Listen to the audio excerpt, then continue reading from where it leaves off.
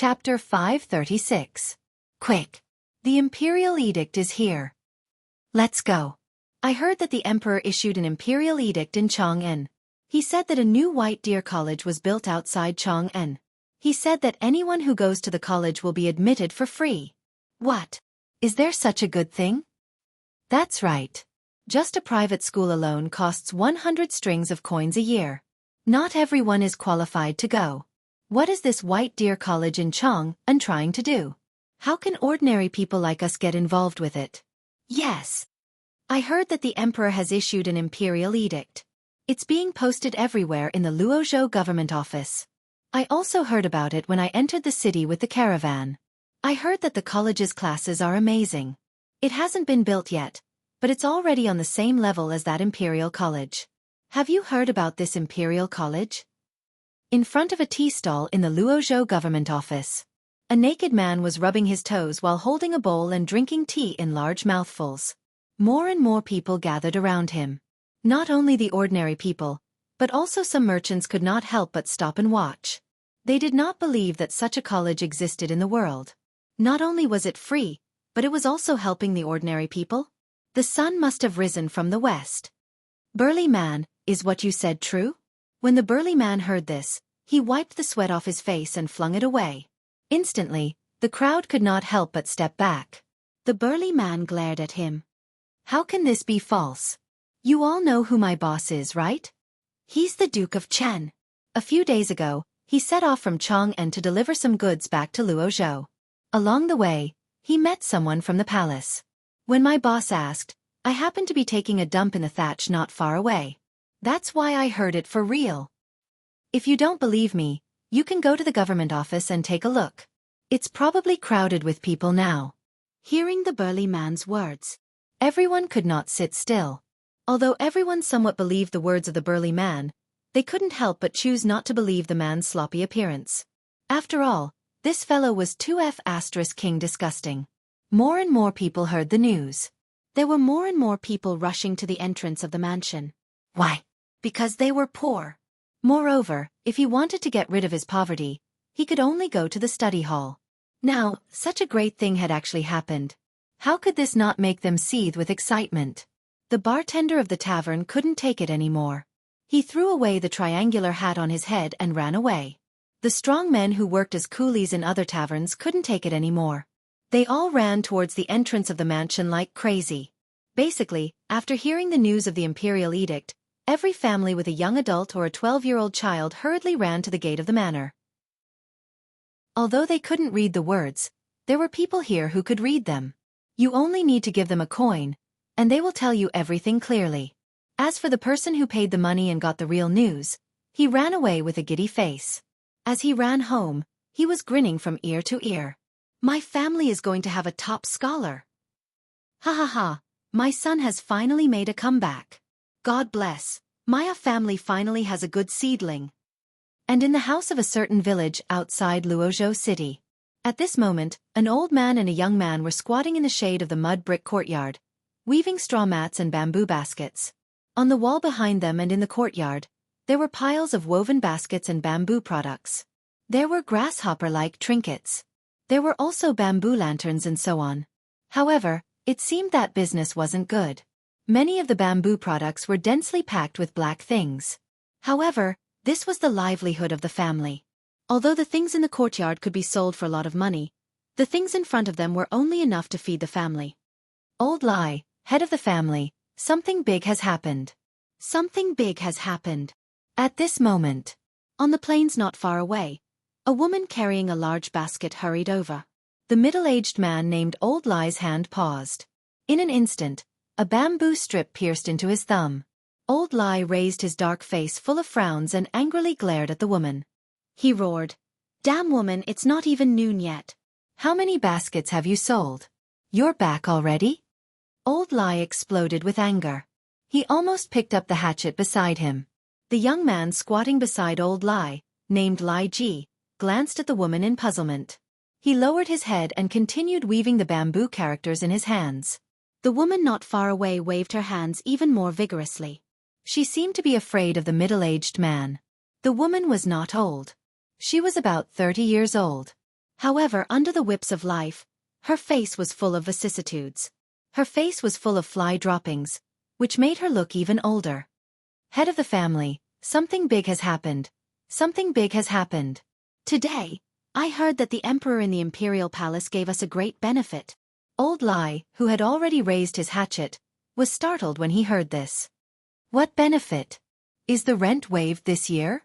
Or is it food? While they were talking, the woman had already come to Old Lai's side. Without saying anything, she threw away the basket on her shoulder and knelt on the ground. She hugged Lai Ji and cried, "Son, my Lai family's ancestral grave is finally smoking. You can go to the school that the emperor personally ordered to open to study." Chapter 537. Lai Ji was 17 years old this year. He once dreamed of being like the scholars in the city, wearing clothes that would make the girls in the brothels in Luozhou scream in fright. But he was poor. He was so poor that all he had left was to weave and sell baskets all day. It was fine in the past. His father got married when he was old and had him when he was 40 years old. Previously, when he saw that the cooperative was established, good days were coming. His father wanted him to go to school, but he didn't expect that a plague of locusts would cause so much trouble that there was nothing left. He couldn't even afford the rent this year. He had also made plans with a few of his good friends to become officials together when the time came. Hao Chu-jun was especially happy. However, because of a plague of locusts, everyone seemed to have met with disaster. However, Lai Ji was a little confused when his mother suddenly hugged him and cried, "Mother, what's wrong with you? Old woman, what are you talking about? Speak properly. Go make a bowl of porridge for your mother." Lai Ji remembered that his mother had left early in the morning after cooking porridge. It was already past noon, so she must be hungry. He hurriedly wanted to leave, but Madame Lai hugged him. "No, I'm not hungry. Now, from today onwards, don't do such vulgar things." Old Lai's eyes widened when he heard that. "Old woman, if you don't explain yourself today, Lao Tzu will skin you alive. Come on if you have the ability. You only know how to weave baskets. Do you want your son to be like you in the future? Look, what's this?" This was the first time in 17 years that Madame Lai was angry. She even threw a ball of crumpled stuff at Old Lai's face. Old Lai couldn't recognize words. He was stunned when he saw the densely packed words and a red thing. He recognized this thing. It was the thing that was posted at the city gate or the entrance of the government office, but... "Old woman, what's this? Tell me." Lai sure sobbed as she hugged Lai Ji and cried loudly. Early this morning, someone came from the palace. "I heard that His Majesty had decreed that all the children from poor families should go to the academy in Chang'an to study. He also said that they would not need to pay and would be provided with food. When they graduate in 3 years, they could be given an official position. At the very least, they would be able to work in the royal family's industry. For this, I spent a copper coin to find out more about it." Old Lai automatically filtered out the 1 copper coin. Although that 1 copper coin was basically a family's daily rations. What about now? Compared to a single copper coin, he was willing to let go of this opportunity to let his only son and his Old Lai family rise to prominence. "Old woman, you talk nicely. I'll get you some rice. Have some food first." Slow down. All right, chicken, you mother fastress cur, go buy some offerings and kill an old hen. Later, we'll go to the ancestral grave to worship our ancestors. He was ecstatic in his old age. Even when he walked, there was wind behind him. My son is going to be an official. My son is going to rise to prominence. Ha ha ha, my Lai family is finally going to have a great talent. Ha ha ha, so old father was right. My Lai family really did have a great talent. Lai Ji was speechless. But this matter really had a huge impact on him. So much so that he wanted to go to the city immediately to see if what his mother said was true. Moreover, he wanted to find Hao Chu-jun and the others immediately to see if they would go. Perhaps they knew about this matter. But before he went out, he met Hao Chu-jun and the others who were hurrying over. Lai Ji, what are you doing? Quickly pack your things. We're going to Chang'an. Brother Lai Ji, good luck has fallen from the sky. Ha ha ha, it's really good luck. There's a White Deer College in Chang'an City. Do you know about it? Let's go. Although the construction of that place hasn't started yet, the emperor has issued an imperial edict. What does this mean? This means that the emperor has set his sights on this place. Then, we'll be able to become officials. The three of them ran breathlessly to the Lai family as they ran. Their voices were heard by Lai Ji's father immediately. Hearing this, Lai Ji's father hurriedly turned around and handed the wad of paper in his hand to Hao Chujun. Look at this. Are you sure this is Li Erlang's imperial edict? Hao Chujun nodded without looking. Yes, it's exactly this. Now, the entire Luozhou city is filled with this thing. I even heard that this thing. Ha ha ha, it's true, it's true. This woman didn't lie to me. My Lai family is finally going to have someone who can read and write and can become an official. Ha ha ha. After receiving the affirmation from Hao Chujun and the others, Lai Ji's father danced like a madman. Woman, quickly go and get me a jar of wine. I want to drink wine today. All right, cook those pickled wild rabbit meat for me. Today is our family's new year. Lai Ji felt that everything had gone crazy today. Old father had gone crazy. Old mother had gone crazy. Hao Chujun and the others had gone crazy. Even he had gone crazy. Why did all of this seem so unreal to him? Was there really such a good thing in this world? Chapter 538. Hezhou. It was close to the border of Tuyuhun. It was also the place that suffered the most from the locust plague. There were Qinling Mountains above and Ba Mountain below. On the right was Qilian Mountain, which was separated from Tuyuhun. It was like a basin that covered the damned locusts. The people inside couldn't get out, and the people outside couldn't get in.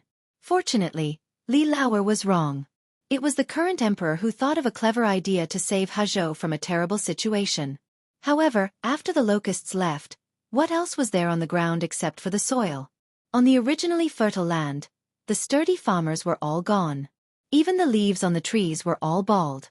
All of a sudden, this fertile place turned into a desolate place. There wasn't even much grain stored here. This was because there were places nearby that produced grain, and the new grain was about to be harvested. The old grain in the storehouse had already been sold long ago, or turned over to the treasury. At this moment, on the streets of Hezhou City, the people were huddled on both sides of the street listlessly. They stared at the road, waiting for something. Clang, clang, clang. Clang, clang, clang. At this moment, the sound of gongs rang out incessantly on the street, instantly attracting everyone's attention.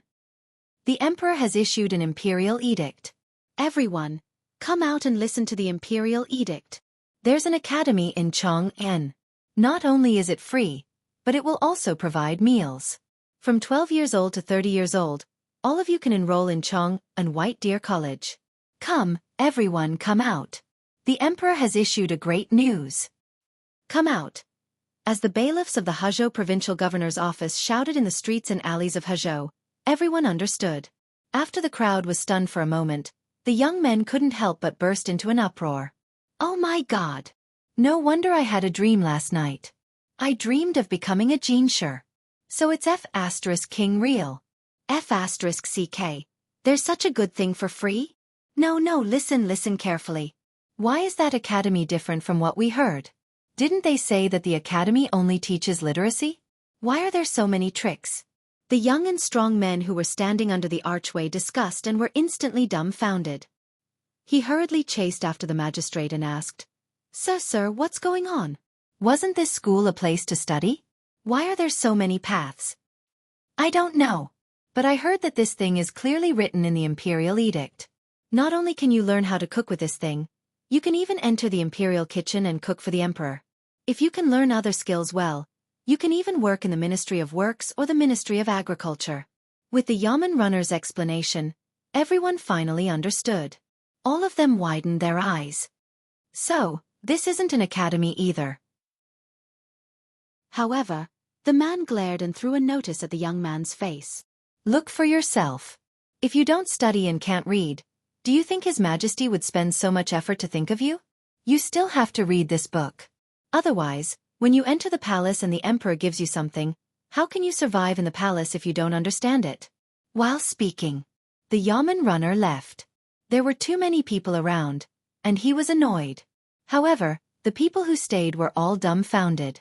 All of them widened their eyes and looked at each other. What does this mean? This academy is a place to cultivate talents for the palace? Damn it! That's a good job. And the emperor didn't mention his identity. That is to say, whether it's us slaves or those children of high officials and dignitaries, they can all go there? A smart person said so. In an instant, everyone's eyes couldn't help but burn. What was this? This was the emperor's son who took pity on them. If they didn't go, wouldn't they be letting down the emperor's love? Moreover, this kind of good luck might not happen again in the future. Moreover, he didn't say anything else. He would provide food for them. That was enough. For the poor people, as long as they were given food, they would be willing to dig feces for them. And it was to dig feces for the palace. In the middle of the crowd, there was a strong, dark-skinned young man who was taller than a normal person. He listened to the crowd, but he only remembered 2 words in his mind. Provide food. Involuntarily, a burning light burst out from the young man's innocent eyes. Father, I'm going to the academy. I'm going to study in Chang'an. We're going to have a martial scholar in our family. The innocent young man ran all the way out of the gate of River State City, and then rushed toward a forest. In the forest not far away, a hunter was holding 3 pheasants under his arm and slowly walking down the mountain. At this moment, he heard a roar. When the hunter heard that, he couldn't help but move his ears. That was the voice of his son. He couldn't help but shout, "Monkey, what are you doing?" "I'm here." In the distance, the hunter saw a small black dot jumping under a tree. He saw the small black dot looking at him, waving the green foxtail grass in his hand and shouting, "Father! Lao Tzu is going to study in Chang'an." Chapter 539. Chang'an City was surprisingly quiet these days. The expected crowded scene didn't happen. Not to mention Go Zi and the others, even the old Xiaocai, old He, and the others did not come to the tavern. Other than going to work in the winery next door, they were all in a hurry to go home. This made Cheng Chumo and the others confused. They were dumbfounded. Like fools, they squatted in front of the tavern and looked at the people who came and went. At this time, Cheng Chumo and the others were covered with mud. The construction site of Daoshan Academy had started. In the past 3 days, Li Chengqian personally found a top feng shui master, Yuan Tiangang, to go to Daoshan Mountain to see the feng shui. It was amazing. Yuan Tiangang just didn't stop talking. Tut tut tut, it's amazing. This place is not as good as the Dragon Vein, but it is in the belly of the dragon. It belongs to the terrain surrounded by the dragon. This terrain can produce talents. But Cheng Chumo and the others just stared with their eyes wide open, unable to see what was so good about this godforsaken place. There was no family here. How could this be a place for talents? This was clearly a place for talents, okay? But this was not right. There was not even a grave around. How could this be a good place? But who was Yuan Tiangang? The #1 faker in the Tang dynasty. No, he was the #1 faker in the Tang dynasty. If he could say so, it made sense. Otherwise, why would the emperor keep him in the palace? After choosing the location, Cheng Chumo simply sent out 3,000 city guards stationed outside Chang'an City. They all came to chop trees. In one day, except for a few big trees that needed more than 3 people to hug, all the trees were cut down. At this time, the construction team that Li Chengqian found before also hurried to the new battlefield. However, Zhang Feng locked himself in the room and didn't come out as if he had been possessed. It was obvious that he was drawing the layout of the new college. Was there a need for a layout? In Cheng Chumo's words, he just needed to build a house according to the size of the Imperial College or Chang'an City. This place was at least 50,000 mu. However, what he gave Cheng Chumo was a pair of supercilious eyes, a smirk on the back of his head, and the word idiot. This made Cheng Chumo and the others even more curious. Wasn't this just an academy? Could it be that there was more to this? At this time, they had returned from the construction site and were already exhausted. But this damned guy actually locked the door of the tavern and hid in the room for God knows what. Do you guys think that Feng Zi and Jing Shu are? Zhang Sun Chong put his 2 thumbs together. This caused Du Go to look down on him. Do you think Feng Zi is as lustful as you and Iron Bull? Miss Jing Shu is now in the Chang'an Academy. How can he be like you? Zhang Sun Chong rolled his eyes. He rubbed his nose and waved his hand, saying, "Then tell me, what can Fengzi do in the room? It can't be that she's hiding and crying because no one came for 3 days, right? I'll cry your ass off." At this time, Zhang Feng's tired voice was heard from the tavern. While they were talking, the door opened. The others couldn't help but poke their heads in and take a look inside. Cheng Chumo even wrinkled his nose. Li Chengqian gave a fist salute. "Fengzi, the academy is right above the col in the east of Shao Mountain. All the trees have been harvested, and now the craftsmen are laying the foundation. Take a look at this. Here, I'm done. Just tell them to follow this. There are plenty of stones there. Don't be stingy." Zhang Feng interrupted Li Chengqian and threw a piece of paper to Li Chengqian. Li Chengqian frowned when he saw it. On this piece of paper, there were lines drawn in a disorderly manner. Moreover, it seemed to have been drawn on with sharpened charcoal. There were scratches on it. Not only that, although it spoke a lot, overall, one could still roughly tell what it was. It was a circle of walls attached to the mountain. But what was the blank space in the middle? Why weren't the houses connected? Did he want to use a corridor? But that didn't seem right. Li Chengqian and the others stared at the drawing and couldn't help but ask, "Fengzi, why is your drawing the same as the one I built before? Taishan Temple outside the city is a little different?" Li Chengqian almost blurted out. Fortunately, there was a temple called Taishan Temple outside Chang'an City. Although it wasn't big, it was on the way to Shao Mountain. It was only built in the last few years. Zhang Feng waved his hand without raising his head and said, "You can learn this in the textbooks in the future. This is called architecture. If you have nothing to do, go to the construction site and wander around. Don't stare at this place all day and ponder blindly." Seeing that Zhang Feng had spoken, Cheng Chumo spread his hands and sat down on the chair, groaning. "What's the point of building? The imperial edict has been issued for 3 days. Look at this. Even Guzi and the other bastards don't come. What's the use of this? In my opinion No, Iron Bull." Zhang Feng shook his head. He looked at the door and said, "Even if only one person comes, I will teach him. Don't I have you guys?" Chapter 540. They could not help but look sullen. This imperial edict basically contained all the words that could be written on it. It was the longest imperial edict they had ever seen in their lives. In the past, the imperial edicts were basically written in thumb-sized fonts. But Zhang Feng's imperial edict, no, it was a pardon to be more precise. Basically, it took him 3 imperial edicts to explain everything he wanted to say clearly. But even so, no one came to ask. They did not know what Zhang Feng was insisting on. Wasn't there an academy in Chang'an? If you can't do it, why don't we buy a piece of land next to the Chang'an Academy and build a research institute there? Do we have to go through so much trouble to build such a thing in such a distant place? It would be a miracle if anyone went there. No, Fengzi, it's not that we want to scold you. Look at the streets of Chang'an. Let's not talk about other people. Basically, we can't even see the people who came here last time.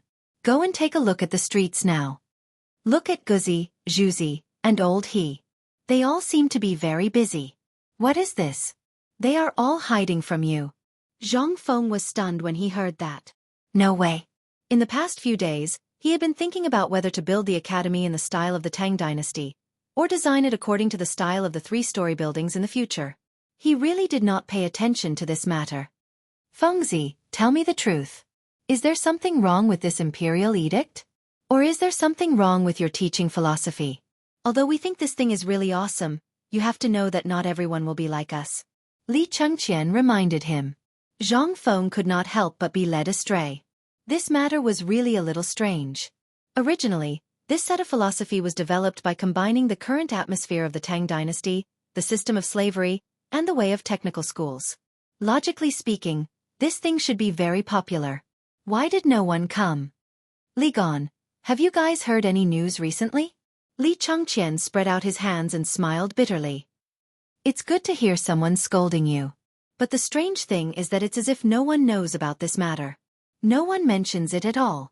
Not only that, when everyone sees us, it's as if we're the gods of plague. Just who did we offend? Wei Shuyu also complained, Not only that, didn't we pull in a lot of stubborn disciples before? Now, this group of bastards didn't even want to go to Chang'an Academy. They were either pretending to be sick, or they were taken away by people from their mansions. They said that their son was stubborn and unworthy of entering the academy. When Zhang Feng heard this, he could not help but be dumbfounded. What was going on? How did everything become like this? Could it be that Lao Tzu had miscalculated? The people of this era indeed had a deep-rooted ideology, which was that everything was inferior, and only reading was superior. But wasn't there someone teaching in Lao Tzu's academy? Was this necessary? F*ck thinking about it carefully. Could it be those things about finance and chefs? That's right. Mother****, Lao Tzu forgot one thing. Zhang Feng suddenly remembered something. That was because the people of this era looked down upon the most were the butchers and merchants. Lao Tzu actually forgot about this? However, Zhang Feng knew what kind of sensational effect it would cause in the Tang dynasty once these people finished their apprenticeship in the future. It could be said that it would change the overall food style of the Tang dynasty, and the overall trade of the Tang dynasty. But the premise was that how could this be accepted by people? Zhang Feng read the emperor's imperial edict carefully 3 times and was sure that there was nothing wrong with it. Then where did the problem come from? Zhang Feng took out the imperial edict again and studied it carefully. Then he made up his mind and said, F***ck, Lao Tzu doesn't care anymore. No one will come? You guys better be careful. Whoever graduates from Chang'an University is not allowed to step into Lao Tzu's academy for the rest of their lives. No one will come, right? Zhang Feng's eyes flashed with a touch of madness. If no one comes, Lao Tzu will come and show them how Lao Tzu will make all of you Jinsher in 3 years. When the time comes, 5 Jinsher in 1 school. I think, not to mention the Tang dynasty, even if it was 100 years ago and 100 years later, no one could do it except for Lao Tzu's academy. Zhang Feng's bold words did not arouse their enthusiasm. However, Cheng Chumo sniffed. He elbowed Li Chengqian. Do you think Fengzi is really crazy?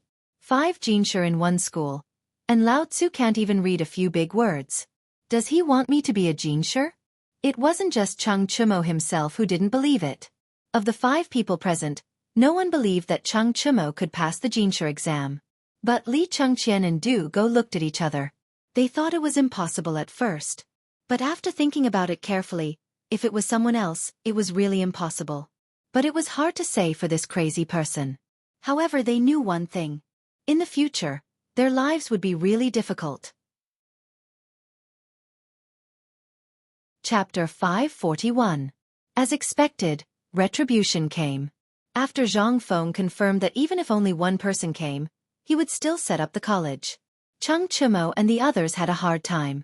Zhang Feng hired 3 large carts to transport all the food and clothing from the tavern to the construction site on Shao Mountain.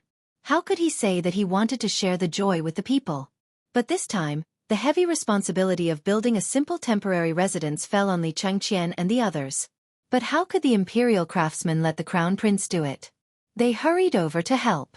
Using the chopped wood and the large stone that had just been transported, they mobilized more than 100 people and used half a day to build a house.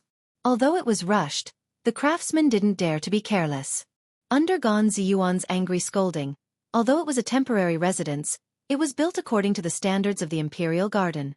At this moment, Zhang Feng and the others sat in the stone house and instantly felt that it wasn't so hot anymore. The floor was paved with wooden planks. Although stepping on them was like stepping on the planks of a boat, at least it was moisture-proof. Fengzi, what do you think of this house? Do you want our college to be like this in the future? Li Chengqian looked at Zhang Feng and asked. Zhang Feng curled his lips. It's okay. But you're good. Why are the craftsmen acting like they've taken aphrodisiac? I thought it would take at least 3 days to build this.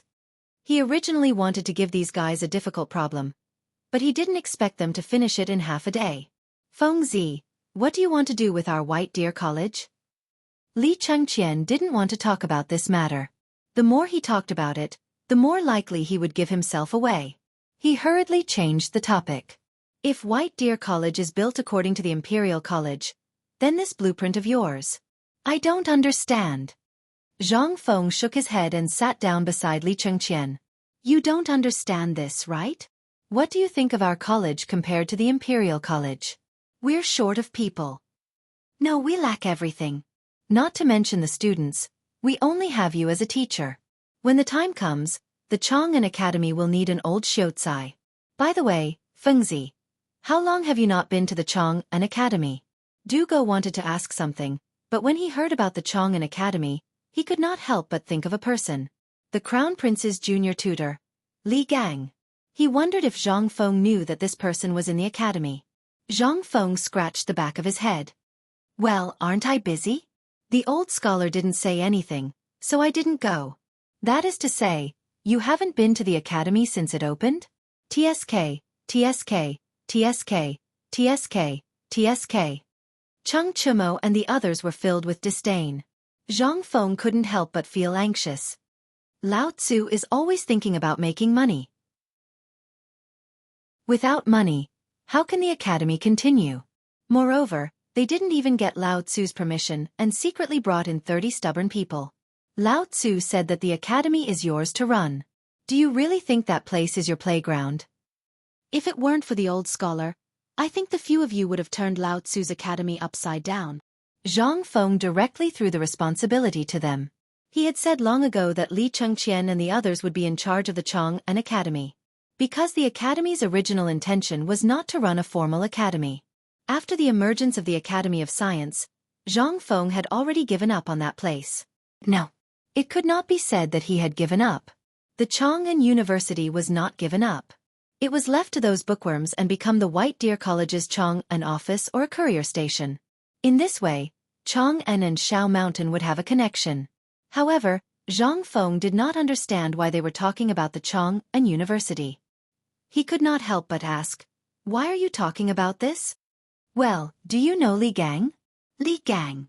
Zhang Feng heard this and could not help but stare. He looked at Li Chengqian and said, "You mean the Crown Prince's junior tutor, Li Gang?" "Yes." Zhang Feng was dumbfounded. He knew this person. In history, he resigned 3 years after Zhengguan, and then focused on studying poetry. Before he died, he wrote a total of 3 books. However, why mention Li Gang at this time? What about Li Gang? Didn't we receive news a while ago that Li Gang had resigned from his post? So I used my connections to keep Mr. Li Gang in the Chang'an Academy. This time, it was Zhang Feng's turn to be completely dumbfounded. Li Gang in the academy? And he, as the dean, did not know anything about it? What kind of logic was this? However, this was not what he was thinking about now. What he was thinking about was that in history, Li Gang resigned at the end of the 3rd year of Zhengguan. After that, it was the time for Kong Yingda and Lu Deming to shine. However, the problem now was, what time was it now? It was the beginning of July of the 2nd year of Zhengguan. Could it be? His appearance had unknowingly accelerated the historical process of the Tang dynasty? No. If that was the case, then everything would have to be sped up. Chapter 542. Thinking of this, Zhang Feng continued to ask, "Then tell me, do you know why Li Gang resigned?" "Well, I'm not sure about that. Maybe it's because he learned about Chang'an University and felt curious. Then, he was moved by our sincerity," Cheng Chumo said pretentiously. Zhang Feng curled his lips. But in the end, he could only be defined as an old scholar. Although the old scholar didn't reveal his real identity, he was dressed like a great scholar at the opening ceremony of the academy that day. He also had the ability to make Yu Shernan and the other 3 sign their names on the plaque. He was definitely an old scholar. Zhang Feng thought that with his ability and fame, he couldn't have stood at the entrance of the academy and held the fort. There was only one person who could have done it. The old scholar. He knew that in the Tang dynasty, or in the ancient times, if one wanted to open a school, not only must he have the seal of the government, but also the seal of the Ministry of Rights, the Ministry of Works and other departments. There was also an important step, which was to destroy the school. But what about that day? Besides that one person, who else could it be? And after that? Zhang Feng didn't notice all this at first.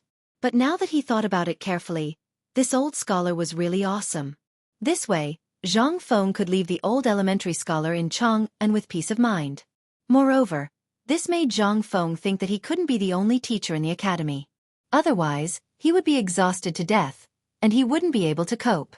The best way was to recruit more people. Not only did he have to recruit students, but he also had to slowly gather some great scholars. With these great people, there was no need to worry about White Deer College not being able to shine in the future. Even though there were only 6 people in the academy, including him, it didn't matter.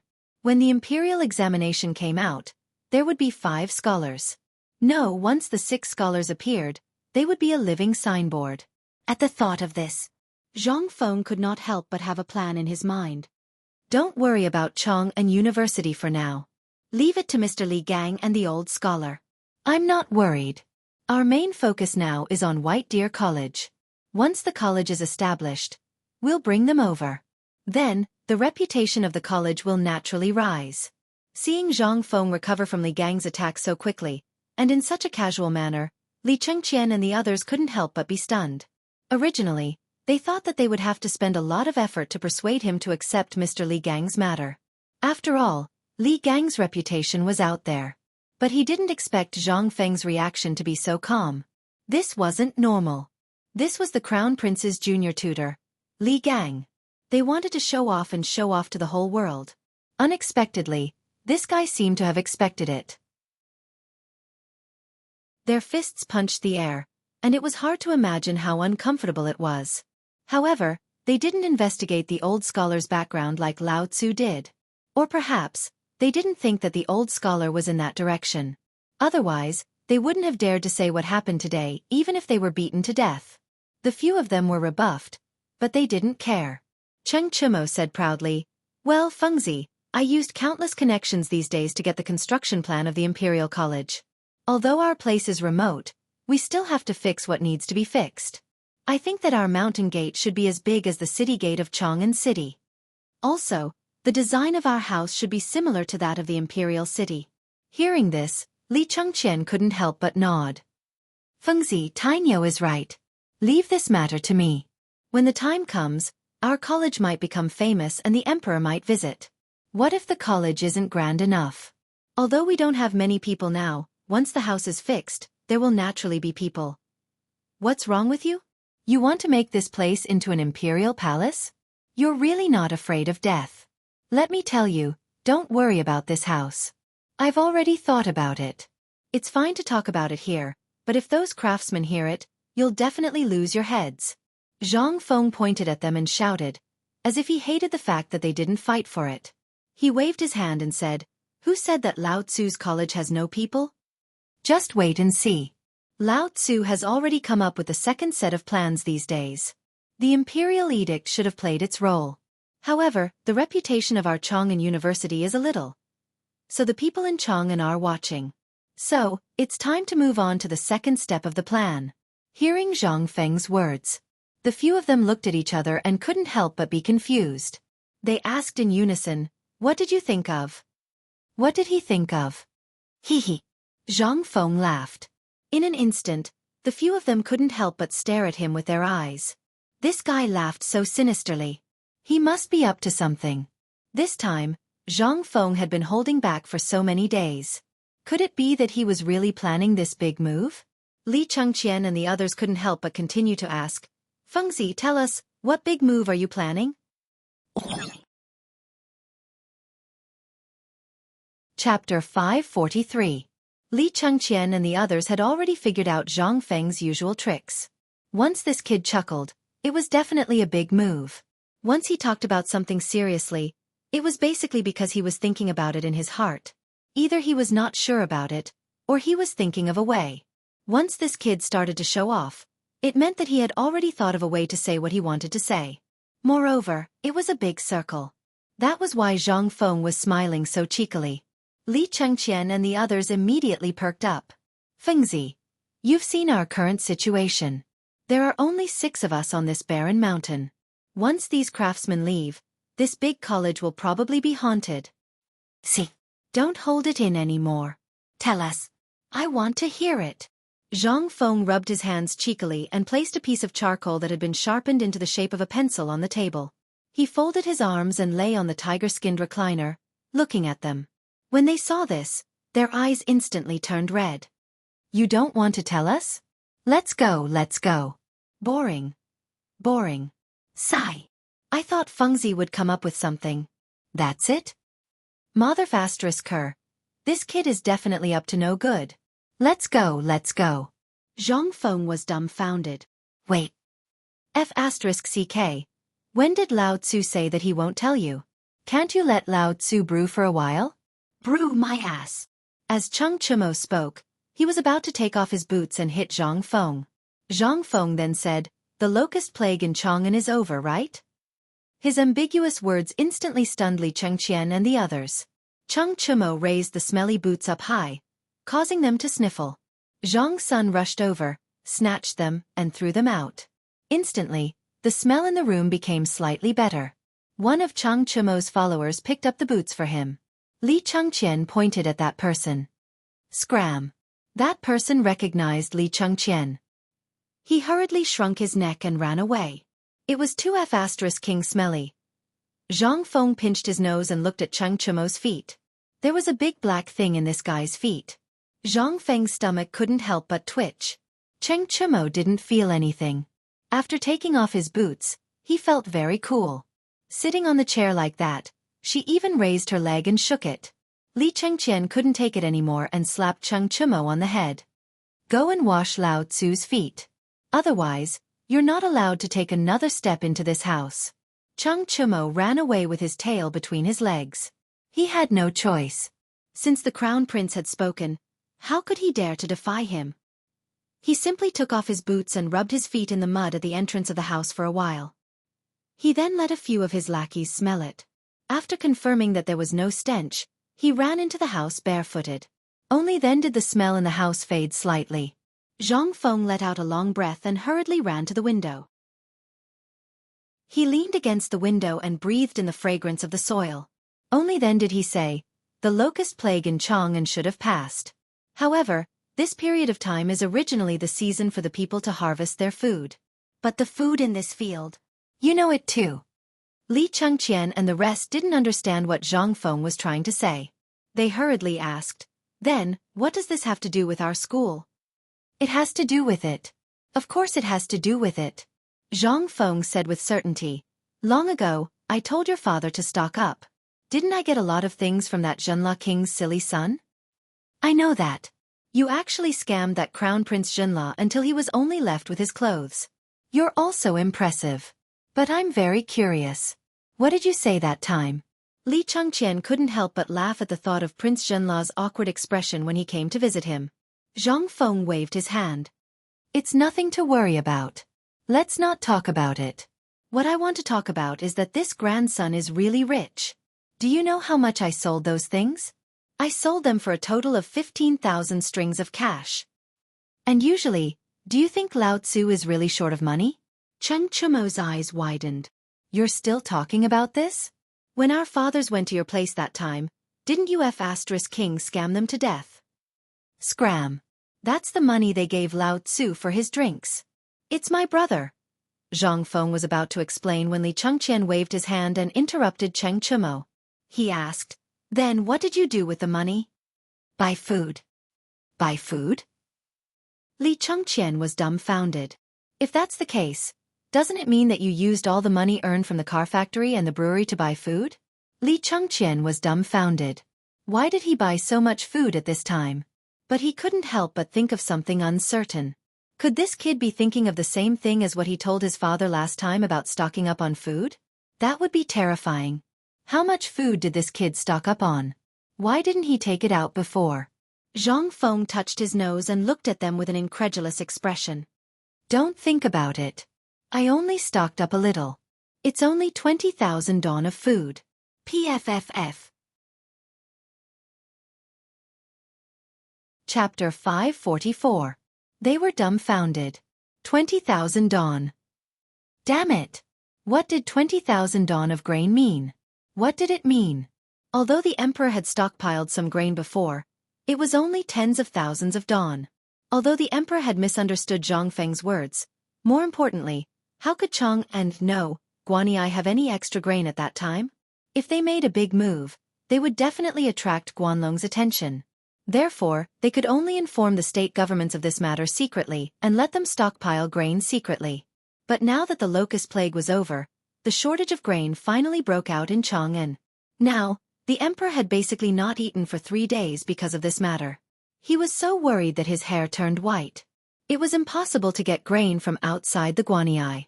After all, this locust plague was national in nature. However, the disaster in the south was much smaller.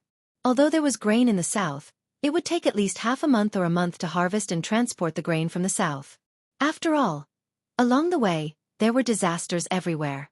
No one dared to sell all the grain. This was what worried Li Shimin.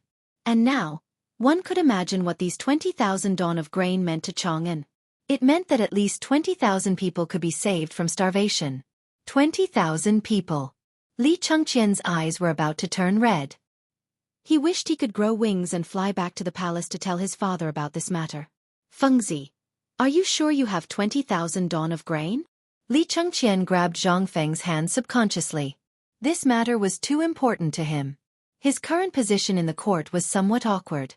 Although he was the crown prince and had always been very serious in his work, he didn't have anything that could make the other officials sit up and take notice of him.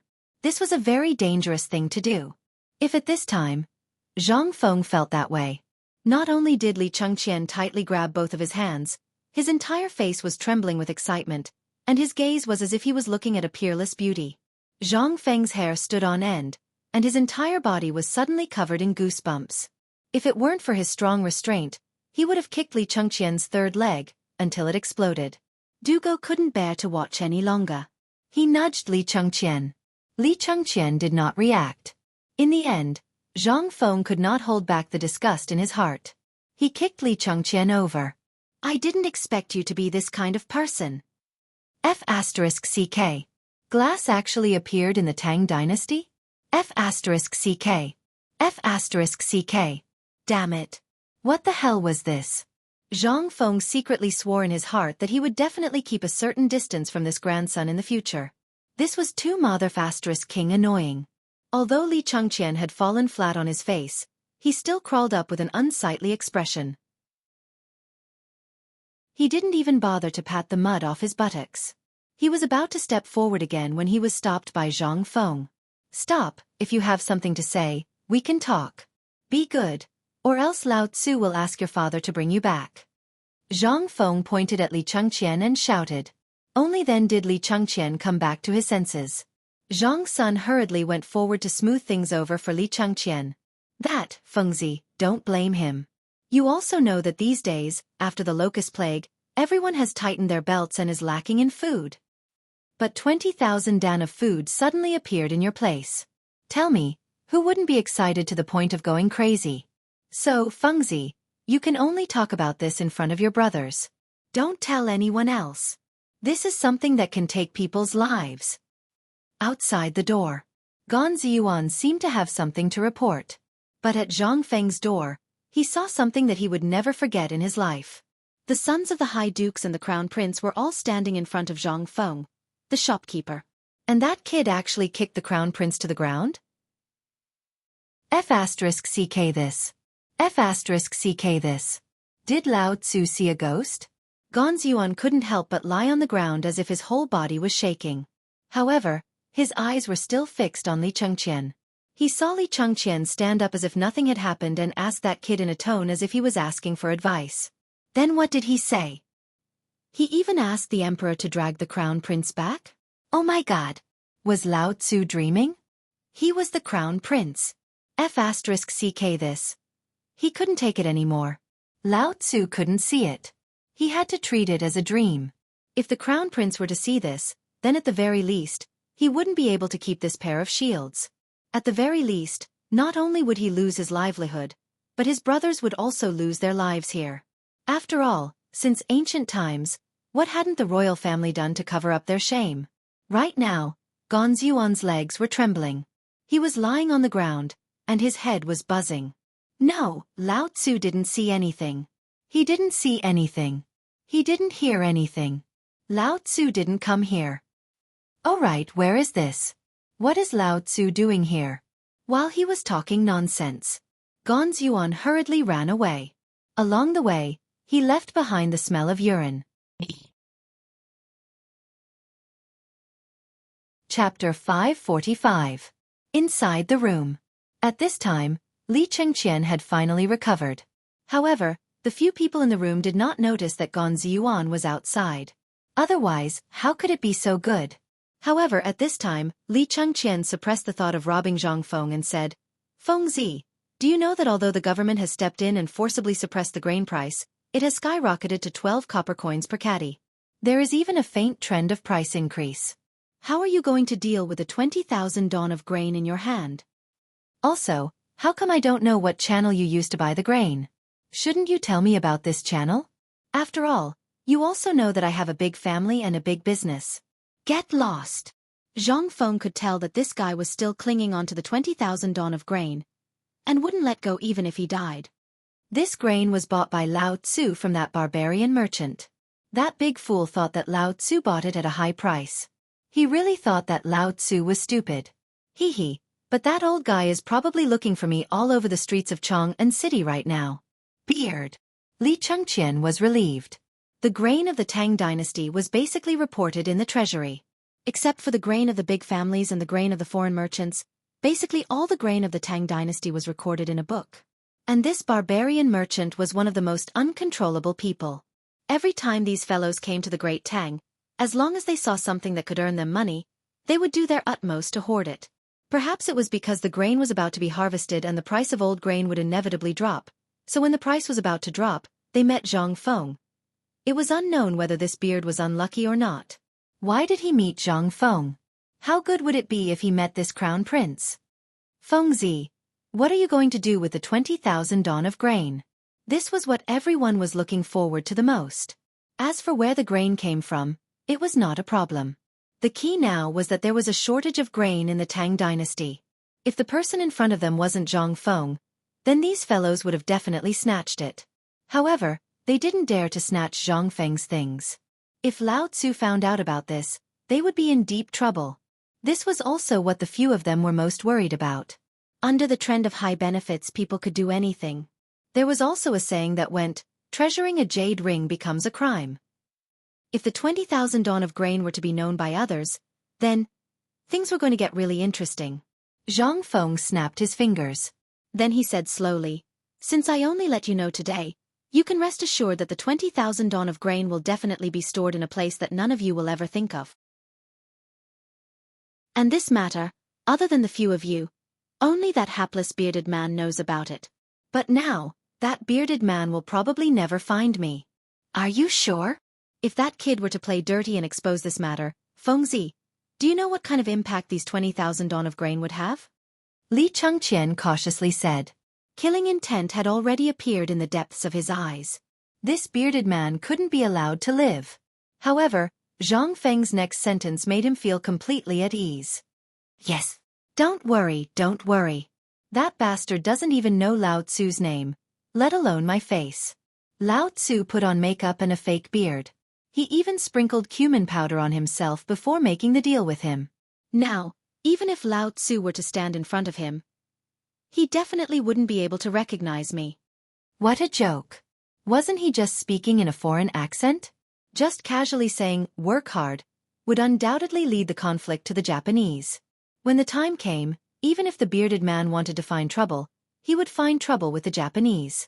"All right, the few of you, leave some for me in Chang'an for the next few days. This grain is our chance to make a name for ourselves. Once this batch of rations appears, the reputation of our White Deer Academy will be thoroughly resounded. Therefore, in the next few days, the few of you better hurry up and build the academy. When the number of people increases, you will have plenty of time to work. I reckon that if we don't talk about other things, you won't even be able to sleep if you want to. Also, Li Chengqian, go back and ask your father about the chicken and duck army I saw outside Chang'an City. If he hasn't dealt with it yet, bring it over for me. It will be of great use when the time comes. All right, I want those pigs too. It would be best if you could find me a few blacksmiths."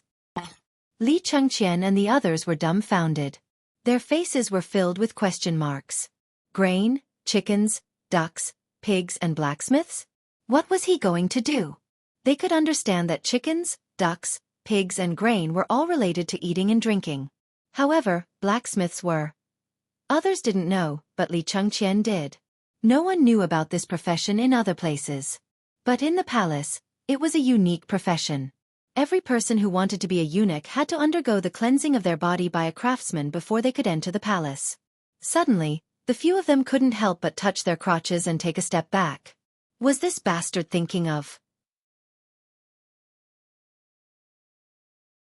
Chapter 546. How could Zhang Feng not notice their actions? He rolled his eyes and said, "Don't worry, you can find this craftsman. He won't be used on you, so don't worry. Also, this matter must be kept a secret. All right, if you can find an old eunuch, that would be great." Damn it! This was not targeted at them? Right now there were only a few of them here. And not only did he want to find a craftsman, but he also wanted to find an old eunuch. Not only did he want to beat people, but he also wanted to beat ghosts. Hey Fengzi! We're brothers, aren't we? Are you provoked by this imperial edict? Don't take it too hard. That's right. Fengzi. What's there to take it too hard? Isn't it just an imperial edict? Isn't it just that you didn't find anyone? If that's the case, I'll go back today and tell my father to ask Lord Zhang's son again to see if he can get another imperial edict. What do you think? At first, Zhang Feng was quite touched by their words. But when he listened to them, why did the meaning change? Zhang Feng couldn't help but wave his hand. Get lost, your second uncle. Lao Tzu asked Ning to assassinate. Just do it and be done with it. Why are you still chattering here? You'll find out about this craftsman in the future. Also, I have something to tell you. No, Fengzi, you have to make it clear when the time comes. Li Chengqian interrupted Zhang Feng and pressed him down on the recliner. He said, "We know a little about this grain. You want to use the grain as bait to lure those students. I can understand the chicken and duck, but the pig. To put it bluntly, there aren't many people who would eat this pig. Apart from the poor commoners who would eat a little, and the pork that you've processed with special methods to make it edible, the pork on the market, let alone the rich, even those who have a little money would only buy it to feed their cats and dogs. The pork of the Tang dynasty was very pungent. There was also a strong earthy smell, so in terms of meat, mutton occupied the main position. As for pigs, except for those that were born within 3 months, the rest of the pigs were basically bred or used as sows. Therefore, in the Tang dynasty, not many people ate pork. But even so, those poor people were still scrambling for it. Why? Poor. They couldn't afford anything else. He could only get a little of the stuff, and then use the big pot that was used to boil bath water to boil a big pot. Then, he added some flour paste, cumin powder, and a big handful of the bitter salt from before the fine salt came out. Only then was it barely edible. Other than that, not many people were interested in this pork. Those with money went to buy mutton, chicken, or duck. Who the F***ck would buy such a thing that smelled so bad? But at this time, what did Zhang Feng want these pigs for? They had heard from Li Shimin that Zhang Feng was going to use a large number of pigs to deal with the locusts, and then sell them. At first, they just thought it was a joke, or maybe he just wanted to buy some small pork. But now, those pigs were more ferocious than the locusts. Wherever they went, the ground was as if it had been plowed. Not to mention the locusts, even the rotten things in the ground were eaten up. This time, not to mention the little piglets, all the pigs were shiny and smooth. Otherwise, why would Butcher Zhang have the money to send over a whole fat pig? And to entertain the people on the whole street? This little bit of meat. If it weren't for the 10 sheep sent by the Zhang mansion, and the 50 sheep that Zhou Dafu and the others brought along when they came, how could it be enough? But now, Zhang Feng actually wanted to buy something that couldn't be sold and couldn't even be given away? What for? Li Chengqian couldn't help but be confused. Zhang Feng smiled mysteriously. For this matter, just do as I say. Those pigs will definitely be of great use in 3 months. So don't worry. As for those grains, chickens and ducks, I naturally have a use for them. Isn't there a famine now? And our 50,000 mu of land is barren. Isn't our college not famous enough? But if I use all of these 20,000 don of grain to give porridge, what do you think the effect will be? Buzz! Li Chengqian and the others' minds couldn't help but explode. 20,000 don of grain. All of it to give porridge? What the hell? Fengzi had really gone crazy. If he used these 20,000 don of grain for other things, even if he sold them at the original price, it would still be acceptable. But now he actually wanted to give porridge? But if you want to give porridge, then so be it. This is understandable. You want to spread the name of White Deer College. But what's up with the chickens and ducks? And those pigs? Do you want to keep these things here in captivity? Do you know that outside Chang'an City, those things that even the emperor was worried sick about were almost given away as gifts? No. Now, even if they were given away, no one would dare to accept them. Most importantly, these things were too much of a waste of grain. Who could afford to rear 57,000 chickens, ducks, and thousands of fat pigs? Who could? Chapter 547.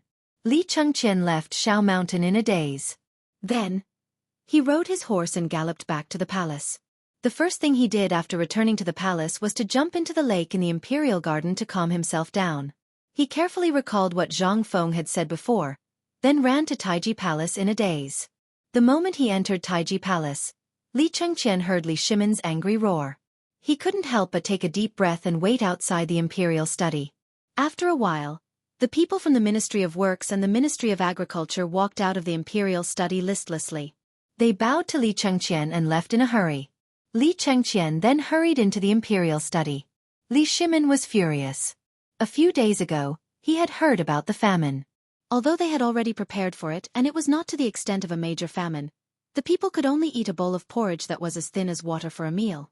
It was still okay in the past because there were wild vegetables and weeds. But now, they were all eaten up by the locusts. Even the shoots from the willow trees had been eaten up long ago, not to mention the weeds that had just sprouted from the ground.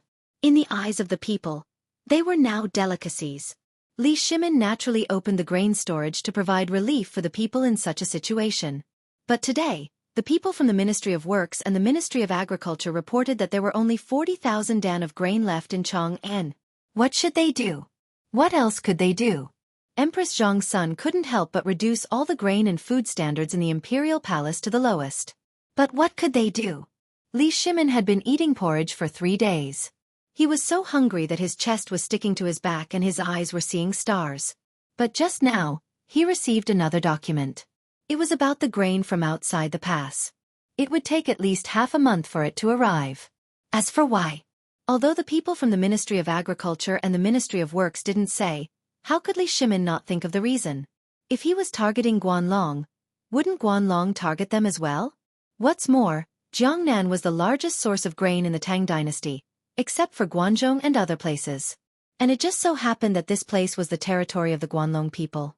Above them were the territories of the Chui clan from Shandong, below them were the territories of the Chui clan from Boling, the Chui clan from Qinghe, the Lu clan from Fanyang, the Li clan from Zhao County, the Zhang clan from Xingyang, and the Wang clan from Taiyuan.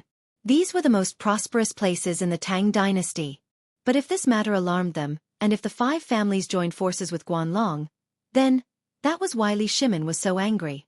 He did not know how long Li Shimin had been standing there. Li Shimin flicked his sleeve and said, "What are you doing here?" "Father, I have an important matter." "Speak." Li Shimin waved his hand and asked with a frown. Li Chengqian looked at Shao Gizi and said, "Today, I found out from Zhang Feng that he has 20,000 dan of grain in his hands." Silence. Silence. There was a deathly silence. Li Shimin was drinking tea, but when he heard the words 20,000 dan of grain, he could not help but be stunned. Not only was Li Shimin stunned, but Shao Gizi was also stunned. Shao Gizi, who was in the Imperial study, was also stunned. After a while, Li Shimin asked with a hurried breath, "Is what you said true? Brother Zhang Feng really has 20,000 dan of grain in his hands?" "Yes. Everything I said is true. I dare not lie." Bang! The teacup in Li Shimin's hand trembled and fell to the ground, smashing into pieces. "Why don't you tell me, why does brother Zhang Feng have so much grain in his hands?"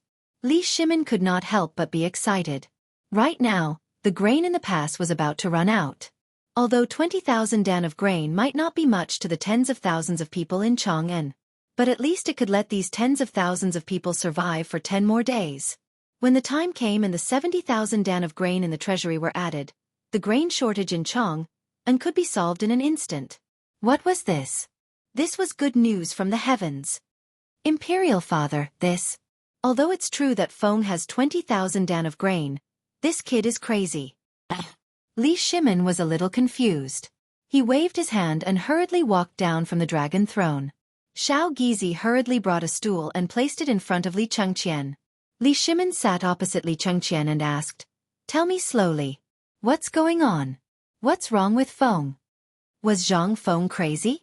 Li Shimin absolutely did not believe it. If this kid was crazy, then Li Shimin would definitely slaughter him. But this kid cherished his life so much, how could he be so reckless? He, Li Shimin, did not believe it. Li Chengqian then said, "Imperial Father, the situation is like this. The Imperial Edict has been issued for 3 days, but there is no news at all, so we are thinking about how to recruit people." But Feng said he has a way. Li Shimin furrowed his brows. What does this have to do with the 20,000 dan of grain? If he wants, then I can issue an Imperial Edict. Can't that do it? Li Chengqian laughed bitterly. Imperial Father, this son said the same thing at that time, but Zhang Feng said he thought of a better way. What way? Feng said he wants to distribute porridge in White Deer College. He wants to use all 20,000 dan of grain to distribute porridge, and he wants to gather them outside Chong and City. He wants all the chickens, ducks, and pigs that no one knows what to do with. Not only that, he also wants craftsmen.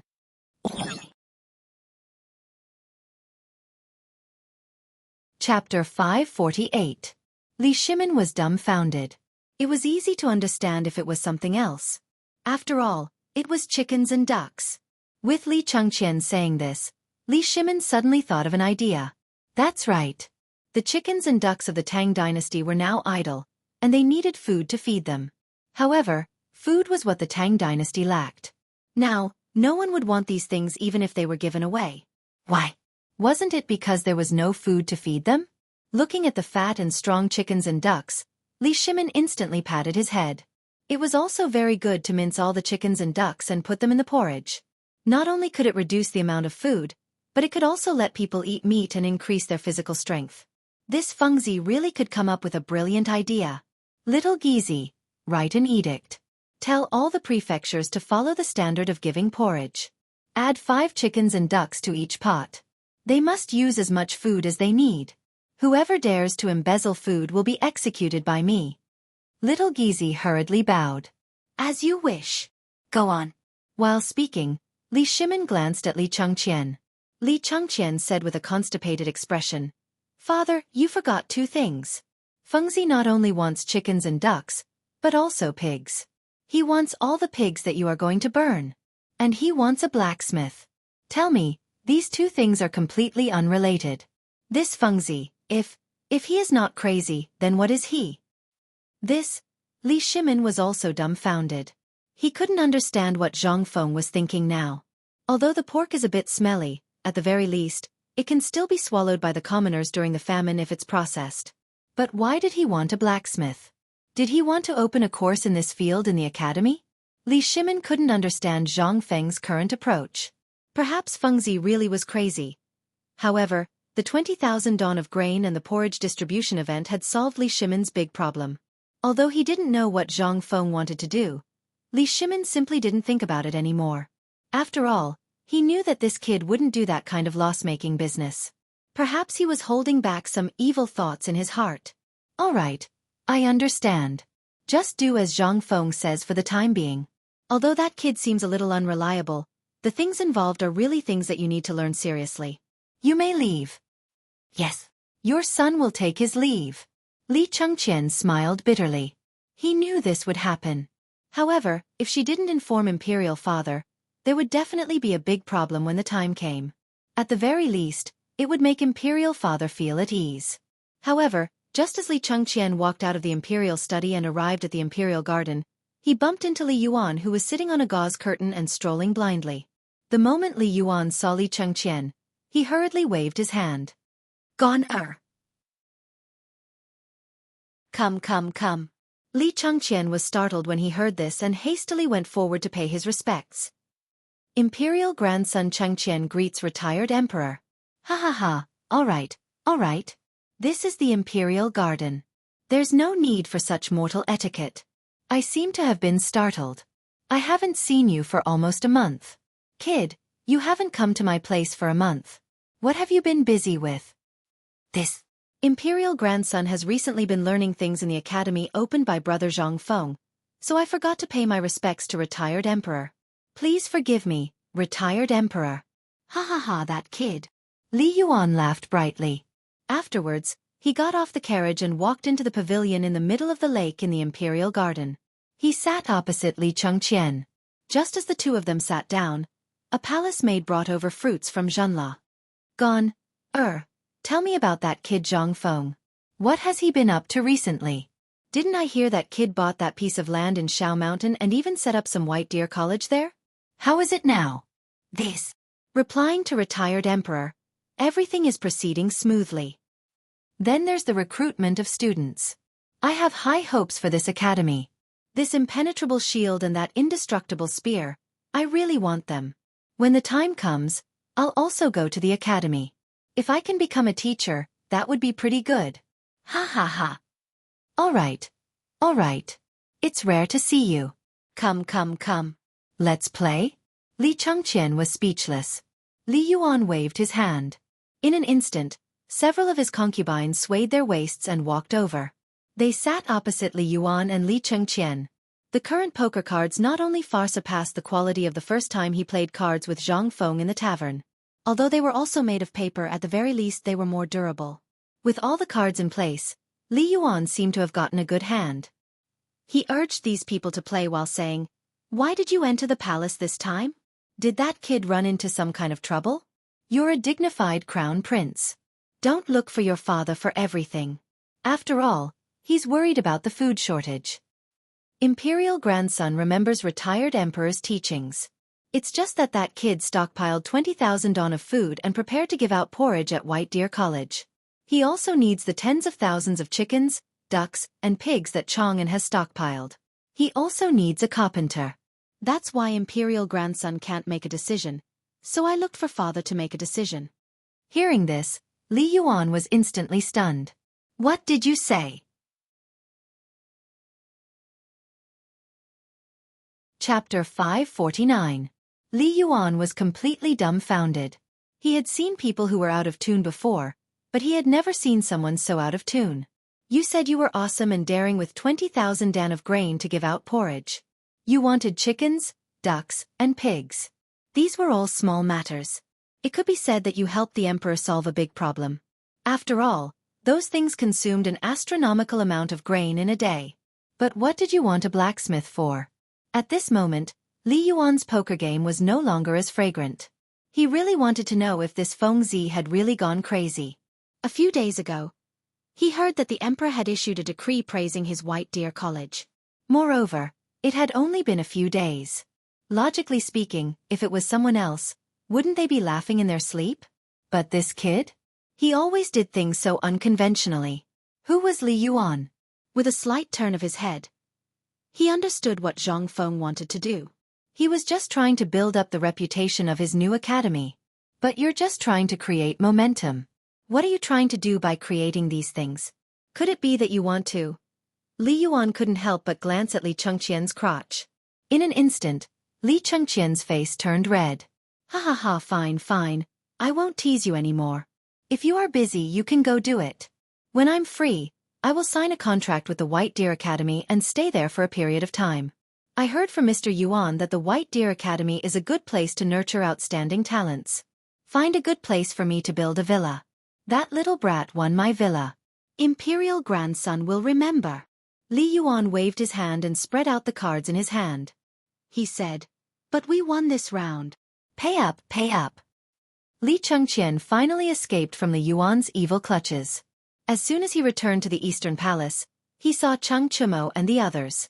They were already waiting there and arguing about something. Seeing Li Chengqian enter, they hurriedly asked, "How was it? Did the emperor say yes?" Li Chengqian sat down on the soft couch. He said, "What can he say? Of course he allowed it. However, what's Feng Zi up to this time? He wants that Sa Zhu and some blacksmith. I don't understand at all. Isn't that so? I just met Shuyu's father and asked him about it. When Wei Shuyu and the others heard this, they hurriedly asked, "Then what did Prime Minister Wei say?" Dugo shrugged. "What else can I say? At that time, my father and the others were all there. When I said that, they all laughed. What else could they say? Right now, all they can think about is food. They don't know what Fengzi wants to do. Alas! Mother Ker. This Fengzi is going to do something big this time." They instantly sat down on the chairs. Li Chengqian rubbed his forehead. "Shuyu, go to the Department of Internal Servants tomorrow morning and ask if there are any old eunuchs who want to return home recently, or those who have just returned home. Don't forget this matter. Bring him to see me tomorrow, I want to—" Wei Shuyu glanced at Li Chengqian. "Don't you know to call your little eunuch to the Department of Internal Servants? Why must you wait until tomorrow morning? Aren't you tired?"